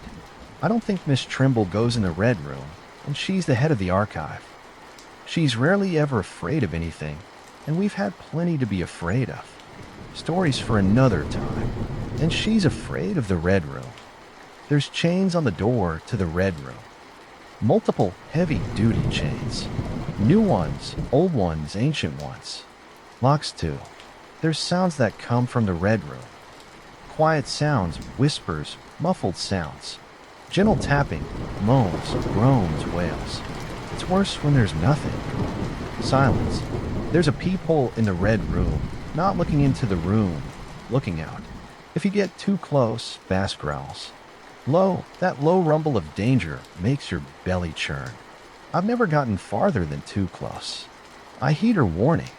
Miss Trimble sings the highest praises to the guardian cats. They keep us safe. I don't ask because I don't want to know the answer. God save us or the devil. The following are letters that were donated by a couple who found these in the attic of an old house they'd inherited. The curator's notes simply indicate the couple wished to burn them at first, but instead brought them to the archives in case they held some sort of historical value. We've not been able to locate any information about the contents of the letters, except to confirm an unusual amount of disappearances in the town mentioned in the letter, redacted for safety purposes. March 7th, 1872, Dearest Mary. Fine fiddle. It is a somber day for a somber occasion. We laid grandfather's weary bones to rest yesterday, and today we are all in foul moods. We are all old. Old house together now. Dear Mama and Papa, George, the dreaded Harrison, Molly, and Oliver the twins, who were just 6 as of last week. They say they miss you the most, and I allow it, but really it is me who misses you most. June. Lovely June has been sent away to Auntie Harriet's, for she is too wild of a young lady, and Auntie Harriet will tame her with that wretched etiquette school. Do you remember balancing books? Yours were always perfect. I had to pin my hair so that the things stayed on my head. Though the house is big, it's too full of things and people and noises. I thought grandfather came to Missouri with just the clothes on his back. Though he prospered in trade and languished in love, he has accumulated more than a lifetime of things. There are 2 rooms just stuffed full of clothes and shoes. It is no wonder that we were only allowed in the parlor and dining room. Mama is going through them to see what can be donated. There are so many poor after the war, and good shoes are hard to come by, Papa says. There are more rooms that we cannot even see due to the excess of things. Can you imagine? I hope you are living fat and well as a married young woman, dear sister. I miss when we would lay under the covers at night and whisper the names of our future loves into seashells in hopes that someday the sea would bring us them. I am glad that yours came true. I fear I am too old now, though 23 is not so old, says George. Harrison says I might as well jump off Piccadilly Bridge, and I hold my tongue that it is far more tempting to push him off it. His moods grow foul, and he stinks of drink. It is lucky he isn't the eldest son, or Papa would have him locked away in shame. Now that we have the means, he may do just that. The other day, he pinched me so hard under my arm for being a sass that it drew blood. I ran and cried to Papa, and it started a thunderstorm of shouting. Anyways, you don't want to hear all of that in your happy, newlywed home. I hope California treats you well, and it should if the stories of gold-paved roads are true. Forever your sister, and always your friend. Paulette. April 28, 1872. Darling Mary, how will you sound in your last letter?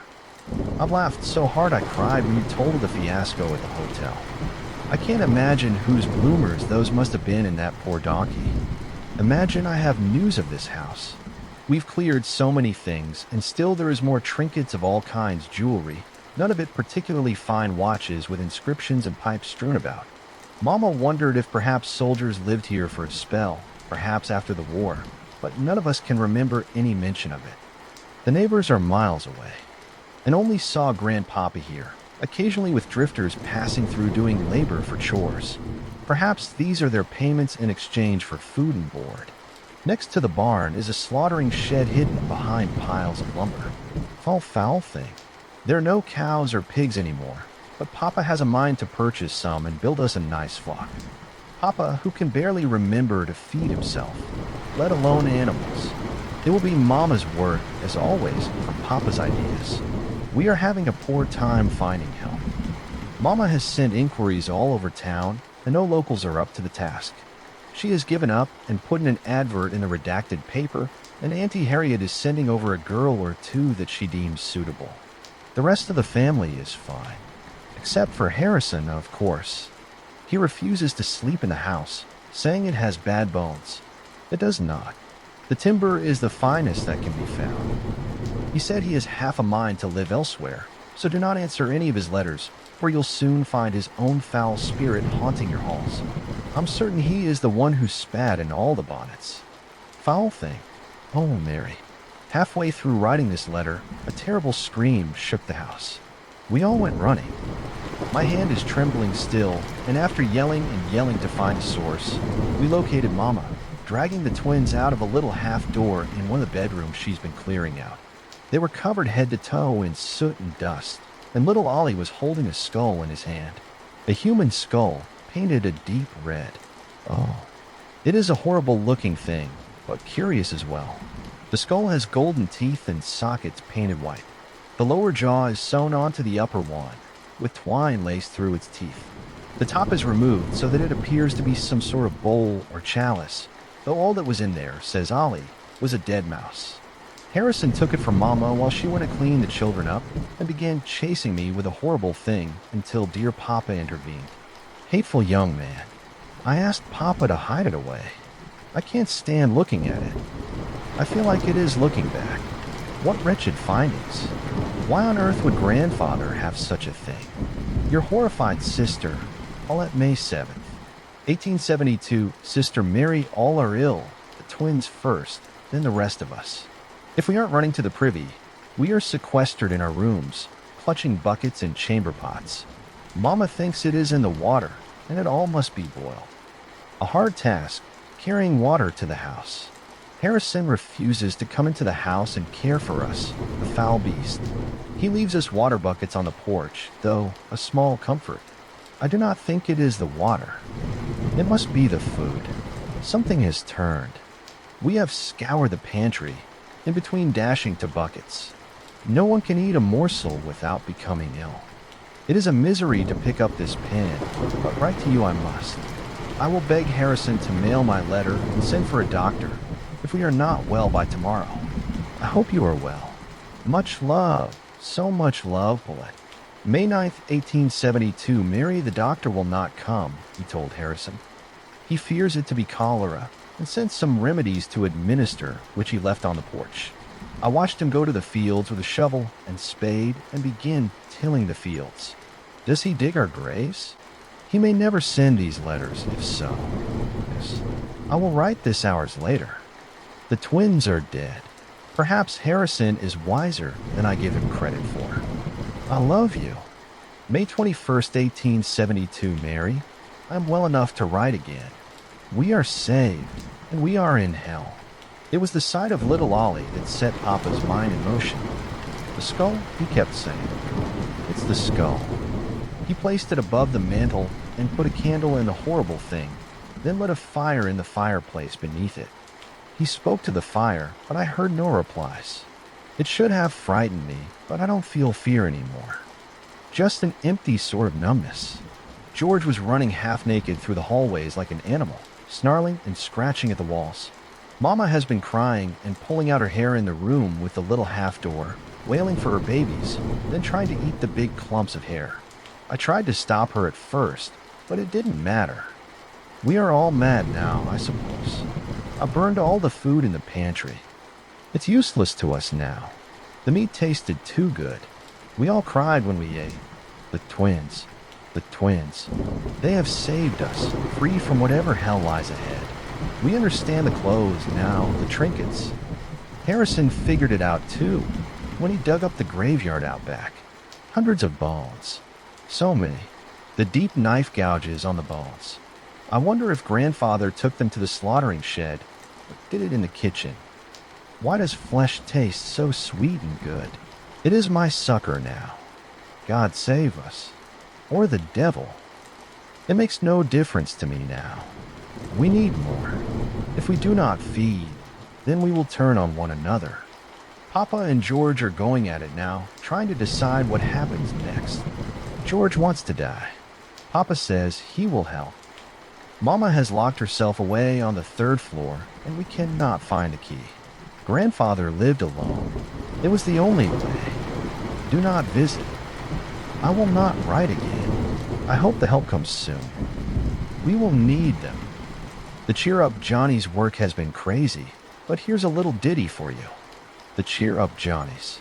In the Blue Room of the Archives, staff only, there is a collection of musical trinkets, one of which is labeled as the Cheer Up Johnnies. It's a ceramic piece that appears to be modeled after a moderately popular barbershop quartet, named as the label states. In the early 1900s, there were 5 dapper dandies in the classic barbershop outfit, striped vest, slacks, and formal straw hats, all standing on a bandstand. It sounds pretty tame, but the singers have wild, 2 big eyes and wild, 2 big smiles on some of them. It's forbidden to touch it without gloves, personally. I hate looking at things. We have many of those, and I swear they switch places sometimes. Their mouths are supposed to be singing or smiling, but they have too many teeth, or their mouths are just black void pits.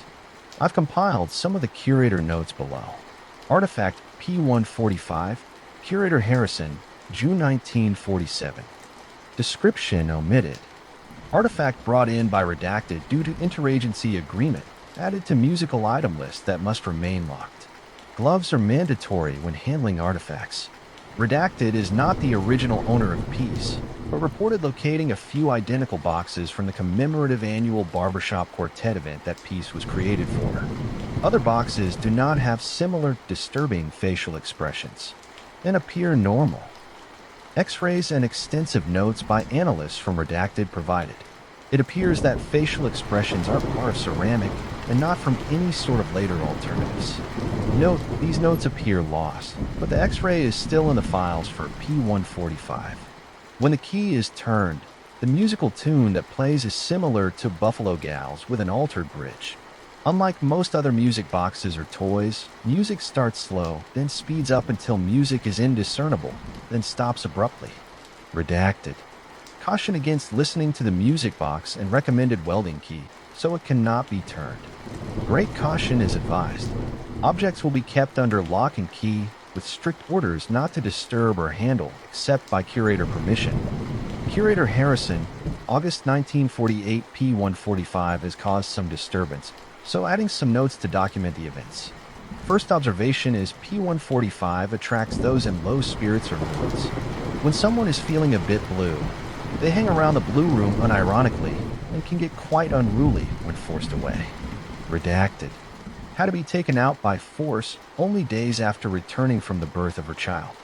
When dusting the objects in P145's cabinet over the weekend, a staff member bumped P145 into P16, which caused a hairline fracture in the fifth quadrant of P145.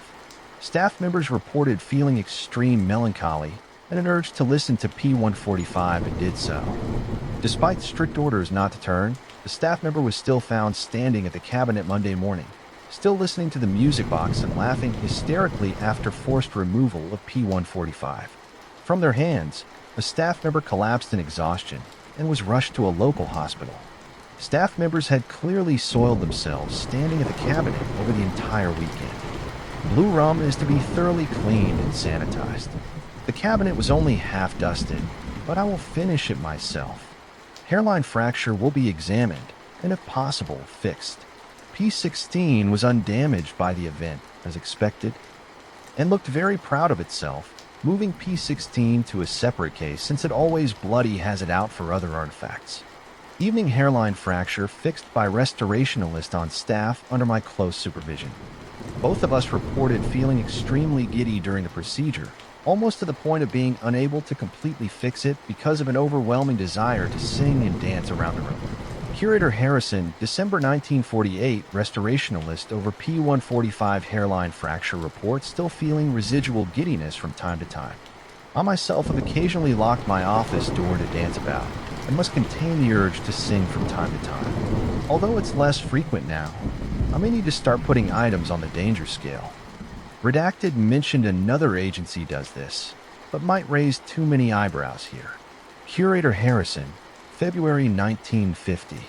Some depressive numbskull, now fired, took P145 from the case into the public reading room and played it over and over. Only 4 members of the public and 2 staff members, excluding numbskull, were in a reading room at the time, but by the time I came back from lunch, they were all in there, laughing hysterically and dancing around the tables like a bunch of buffoons. Only Redacted was spared because I suspect he is mostly deaf, although he did have a ludicrous grin the whole time I was questioning him. I wonder if whatever resides in this artifact, it is related to that dancing event in 1518 in Alsace. Some villages or others had an outbreak where residents could not stop dancing. Now diagnosed as mass hysteria, I can't help but think there was some bauble like this involved to ignite the fire. Scheduling welding of keys tonight. I prolonged it this far to try and preserve the artifact, but it proves too dangerous. I had to call Redacted to come by and take care of members of the public, so they would only recall a very boring, uneventful trip to the museum. Still, they all will feel quite overjoyed for the next few months at least. Might be good for donations at least. Curator Olmsted, May 1968 night crew in for cleaning reports that the figures have changed around. The short fat one moving around confirmed this to be true after observation. One night crew forgot glove protocol and touched bare ceramic. Slowly after they could not stop laughing. I was phoned to come assist as the rest of the crew was spooked.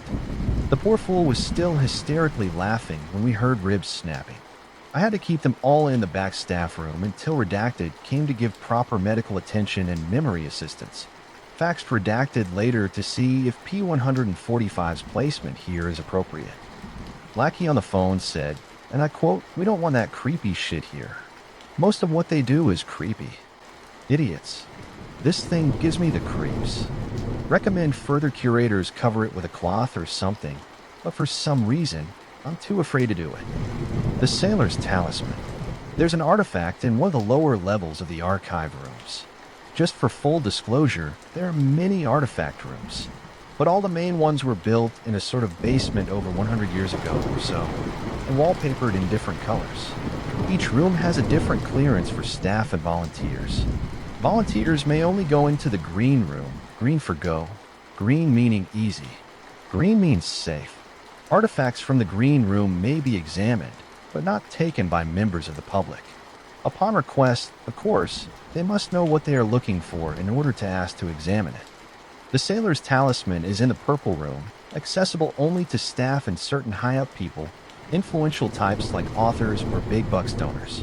The talisman is a funny little thing, a sort of mermaid-looking thing carved from wood, perhaps old driftwood.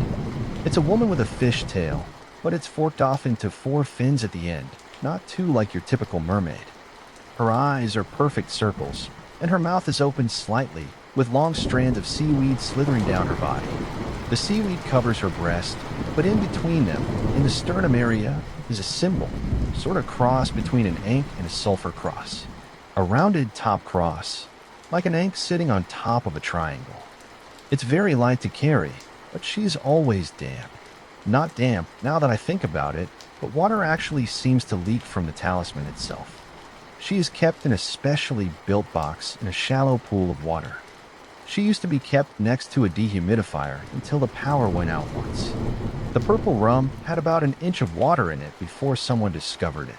Someone on me had to sit outside in the garden with her until the electrician came to fix the power. The roses looked fantastic that year, though. We discovered, purely by accident, that if she is kept in a small pool of water, the talisman will not seep water. An equilibrium of sorts is met. She has an entry log from the previous curator, and I'll end this little story here with the log. I've skipped over the beginning part that also described her out of vanity for my own far superior description. My additions are in parenthesis. Artifact P174. Curator Olmsted, April 1967. Artifacts donated by Boston Area Historical Society, who wishes to remain anonymous, states that they are unable to house the object anymore due to damage of property. Rotting wood and flooding they claimed was caused by an object called the Sailor's Talisman. Donor describes P174 was thought of as lost for decades, but later found washed up on coast near Maine. Exchanged many hands until the donor eventually received it. Origins unknown, but earliest mentions can be found in Things of the Deep by Randall Carter, a collection of legends and myths surrounding ships and seafaring. Note I've not been able to locate copies of this book yet, not for lack of trying, according to legend. There were numerous of these talismans around on the eastern coast of the United States, traced back as far as the early colonial days, possibly further. Ship captains, according to legend, commissioned their creation by a handful of artisans who had been blessed by some sort of priest. The text is unclear, naming them sea priests.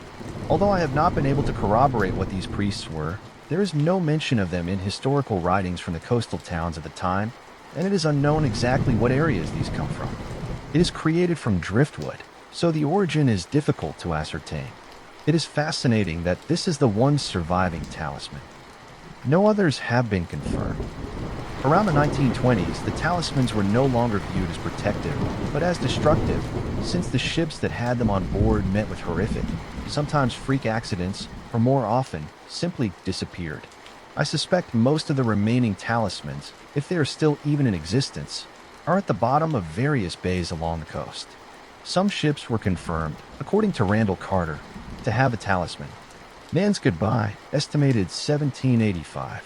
Missing, presumed lost at sea. The Laughing Dutchman, estimated 1801. Accident, ran into cliffs during a storm. The Virtuous Maid, estimated 1811. Missing, presumed lost at sea. George's Fire, estimated 1692. Missing. Confirmed sighting of wreckage by the Mary's Crown, but when Royal Navy dispatched to investigate, wreckage was not found. Fighting sea dogs. Date unknown. Accident. Fire while docked in the Caribbean. All crew on board presumed dead. Etc., etc., etc. The symbol is odd, though. I've been unable to locate an origin. Perhaps the artisan symbol, or a guild long lost to time. Sometimes a sound seems to emit from P174 when submerged in water. A haunting sound, almost like a strange song, more like a wail, but faintly melodic, seemed to put my assistant in a trance, and he began to leave the room with a talisman before Esther. His wife, an assistant curator at the time, threw a book at his head. I do not recall these events, though Esther says I was present. Recommend item for the Purple Room due to issue with flooding and legend of cursed nature, as well as potential hypnotic side effects. When handling, a minimum of 2 staff needed, 1 female preferably. Do not allow near watercraft of any kind as a precaution, of course. Entry ends here.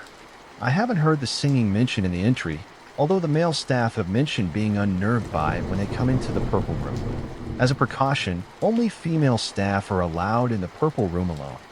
Oddly, this isn't the only object we have that seem to affect the sexes differently. The Orange Room has the opposite effect.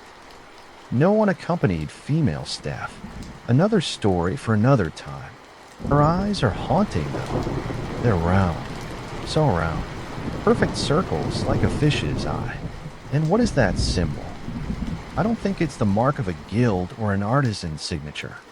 I feel I've seen it before, here within the archive in some documentation somewhere, something that talks more about these mysterious sea priests.